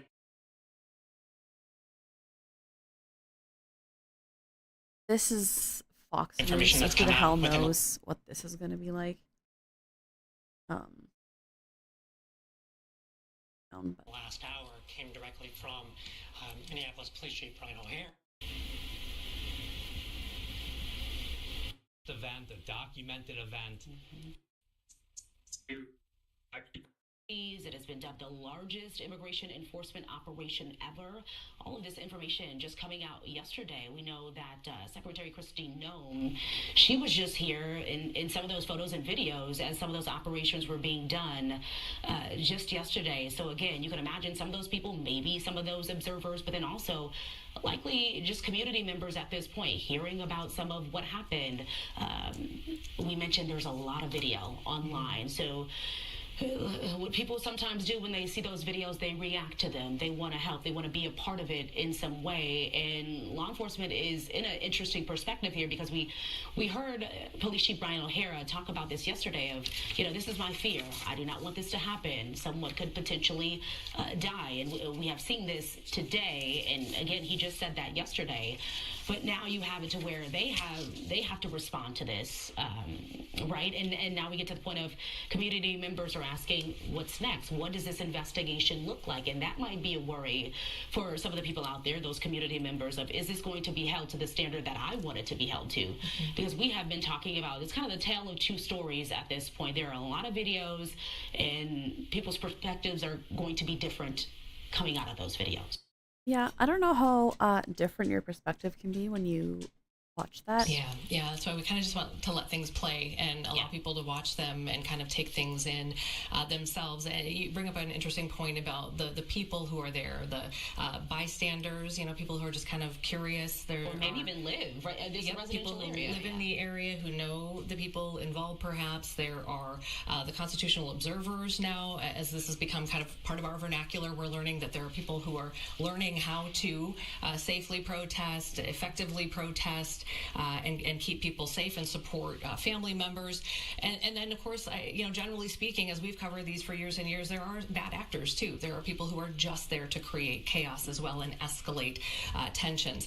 One of the people that I was hoping to talk to today, and I believe we've got her on the line, is somebody that I have been, there's a couple of groups I've been following here in the course of these ICE operations, because if you kind of just watch carefully, there are groups on the ground here locally who are really trying to educate people on how to stay safe while they're protesting, but yet not compromise the passion that they're feeling for things. Marie Purcell joins us now. She's with Veterans for Peace, a group here locally that has about 100. Earlier, the protesters throwing things at the agent, snowballs, ice balls, other things at the agents. Agents were obviously getting very upset and frustrated with everything happening out here. But back here to these cars that are being towed away, I can't help but wonder if when they are towed away, if the police pack up and leave, because I believe they were here protecting the scene, protecting the cars, because obviously it's evidence in the shooting. And so I wonder if when the cars leave, if police leave, and then maybe this comes to an ending here at 34th and Portland. I that's doubt pretty it. much the situation up here. I think I read there was a vigil here at 5 o'clock that's being organized. Still a lot of folks out here as well, kind of watching what's happening, watching the police, watching law enforcement, and still shouting, screaming, a lot of obscenities. Obviously very upset about the shooting this morning. Hey, Karen, I was wondering actually if the camera can move. What was Amy? Thanks for being with us. If the camera can kind of move a little bit, I don't know if we're able to see anything behind you, or we hear a lot of voices, but I'm curious exactly, where they're coming from. Oh, we'll swing the camera. Thank you, Melissa. Yes, they're away from the cars being towed away, and that's where most of the gathering is. You can see there at 34th and Portland. Still have a lot of protesters here, a lot of people shouting, megaphones, loud sounds. I see somebody, I think, standing on a car or something, shooting maybe pictures. But this has been pretty much the story all day long. Obviously, a lot of media here as well. ICE agents moved out quite some time ago. I think they had a little difficulty getting out of here. Even Councilmember Wansley, City Council Member Wansley with Minneapolis, she was out here earlier saying, yeah, we don't want ICE here, we don't like ICE, but we need to let them leave because they're making the situation worse. So ICE was trying to get out of there, but they did have a very difficult time with people blocking their way out. Oh, boo freaking who. Of the situation. And now, I believe Leon, who is on the other side possibly of where you are, Karen, Hey, Zod. Yeah, this is, I think, going to be the last little section mentioned before we possibly some move people on. out Thanks, there. friend. Also, you mentioned snowballs and things like that were being, targeted toward ICE agents earlier.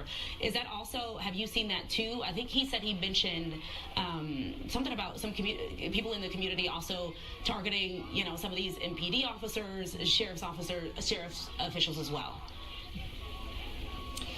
At this very moment, I don't see any of that. I can tell you I saw a lot of it earlier. Yeah. Right before we got sprayed, there was a lot of throwing things at ICE agents, and there was, I believe it was a woman pounding hard on the window of an ICE vehicle and eventually punched a hole in that vehicle. So there was definitely a lot of agitation going on, and then the ICE agents were obviously getting upset as they couldn't. Oh, and I just when she's saying things like the ICE agents are getting upset,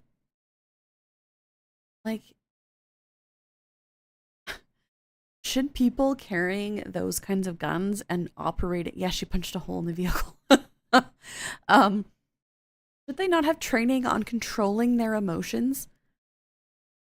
Um, gross. She's talking about them like they're these poor innocent children. Scene, and they were outnumbered. Oh fuck, playing power. That's awful. Of course, but at this point, I don't see anyone throwing anything at this point. Just a lot of shouting for the most Maybe because the ICE agents left. part. Yeah. So we're, a lot to learn here, and I guess that's the reason that they're having more and more of these constitutional observer sessions and trying to educate people on their constitutional rights. Clearly, just by law, we know that you're not able to, you're not supposed to impede the progress of these ICE agents. There are things that you just can't do according to law, whether you agree with them or not. And then, of course, when you see things happen, you may be seeing something, but not seeing it through the eyes of like a law enforcement officer. So it's really hard for us to sort of narrate these things, and which is why we're trying not to do too much of that and just really show you what's going on. But right now, as Karen said, it looks like there's still a fair amount of people, although nothing near what it was a few hours ago, sort of in that 10 to 11 to 11:30-ish time frame, is things really started to get tense. And we know with some of these observers too that you mentioned, they're going through these trainings about how to document some of what's going on, also how to write, use some of this language, and also how to use their phones as well. I believe we had a reporter who did one of the stories yesterday. I think it was Maury, who talked with someone about some of these trainings, because I think there was about 100 people in St. Paul specifically. Again, these are constitutional observers who are learning how to handle situations just like the one that we're looking at right now. So again, that's use of phone, how to document what's going on, your constitutional right that you have as you are standing there, maybe not too far from a police officer. And we know Police Chief Brian O'Hara also talked about that as well. Yeah, that's fair. Just the safe way to do that. He says, you are more than welcome to, of course, utilize your right to be there. Just don't, basically get in the way of an officer while they're doing their job. Yeah. Immigration Defense Network is the organization that is putting on those sessions if people are interested. Minneapolis was just... With what little time I have left. In the last few years, it's alleged to be fraudulent. Okay. Timeline is sickening is a very apt way of putting it. Yikes, y'all.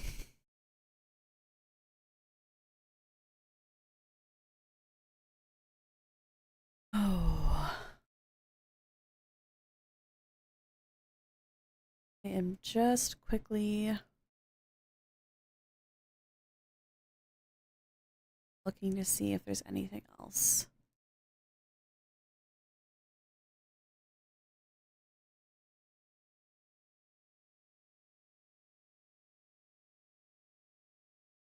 Yeah, I've had my soapbox moment a couple times now. But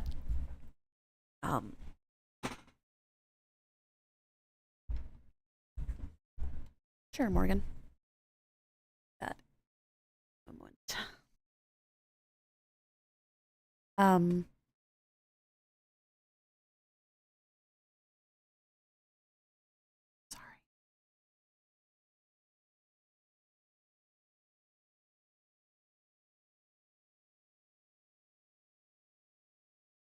No. That's totally fine playing power, and I'm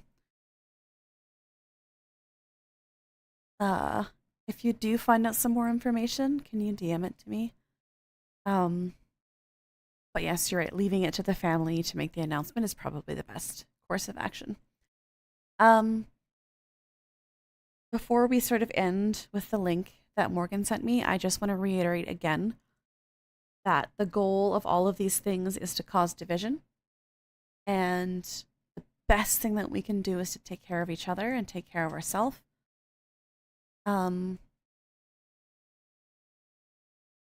This news is heavy. This news is horrifying. This news is rage-inducing.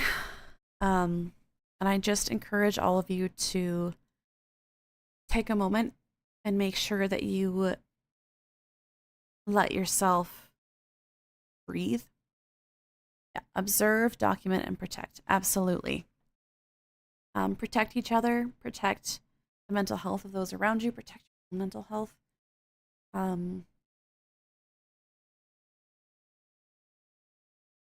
Yeah, I'm not good at this stuff. So I don't have any like super impressive words. But yes, absolutely plain power. And hug your hippos. Thanks, Sean. Hug your hippos. And to those in the trans community, so loved. So loved. You're needed. You're wanted. You're seen. A lot of hate out there.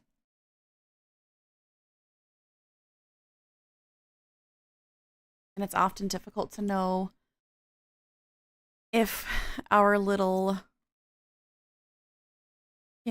our little corner of the internet is making a difference, but it is. Even if you can make the difference to one other person.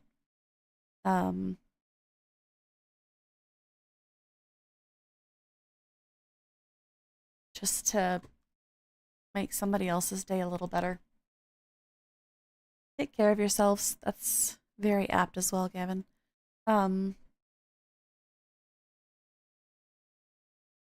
Yeah, love on each other. Exactly. Impact can be exponential. You have no idea what a kind act or a kind word to one person could cause an infinite impact on the lives of the people around you. Like I said earlier, I will let y'all know if I can stream the this NDP federal candidate thing later. It will be around 5:30 Mountain Time. Again, that greatly depends on how kiddo is, how hubby is, all of those things.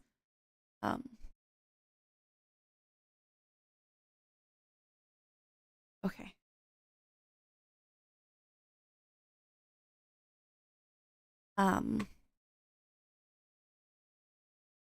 Sorry, I'm just reading. Hell yes, they are. Just gonna put this up here for a minute.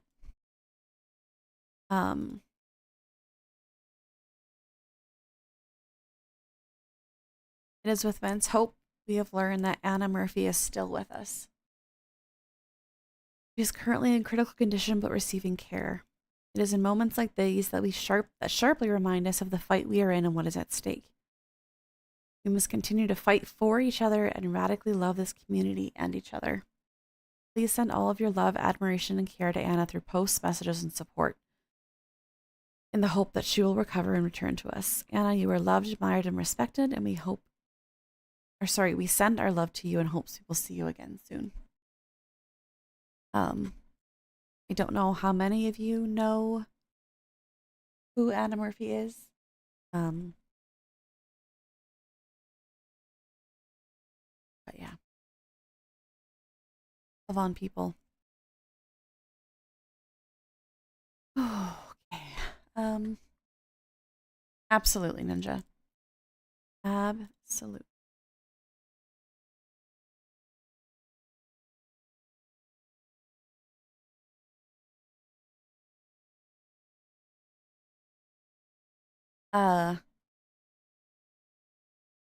Sending you hugs, plain power. Oy. A heavy one today, folks.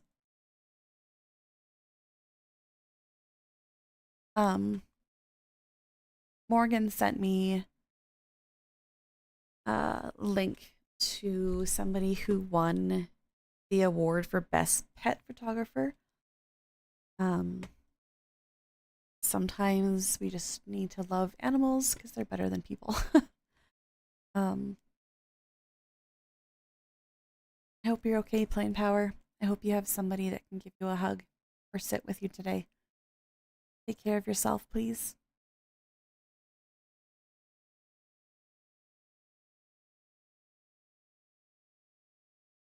Um,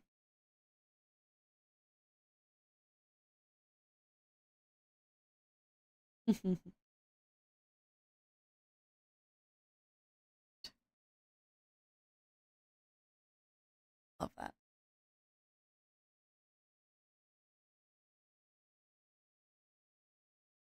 Little kitty cat.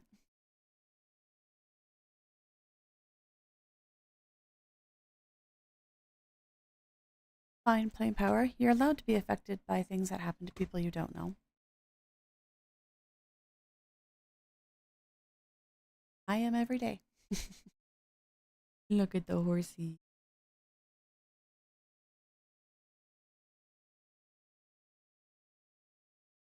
Hey, Blue Cherry Teddy. We are trying to close off the stream on a okay note. We just covered the shooting that happened in Minneapolis, and things are kind of heavy right now. So we are going to look at some cute animals before we close for today. But welcome to the stream. Oh my goodness. Look at all the detail.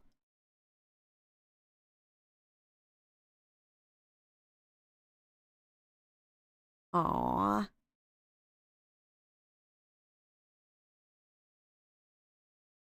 Cool edit. With a tiger face. Oh. That makes me sad. I want to love him forever.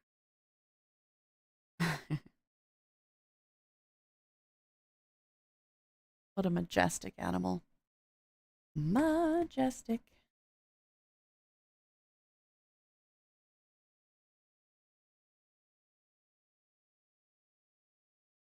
That's sorry, y'all. I'm having some issues with the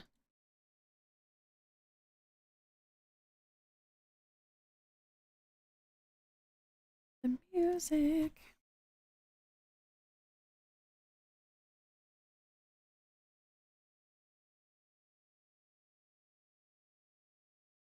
Oh,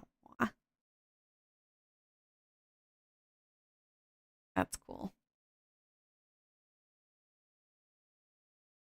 Goats have the weirdest eyes, y'all. I feel like this is a good time to share that my 3-year-old calls walkie-talkies tacos. I love that. That's adorable. Yeah. Thanks, Morgan, for the palette cleanser adorable images. um,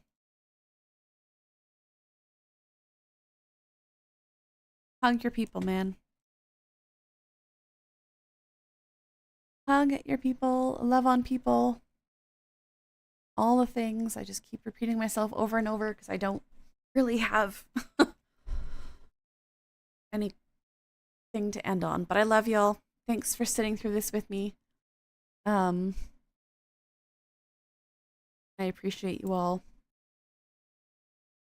a great deal. Is that one?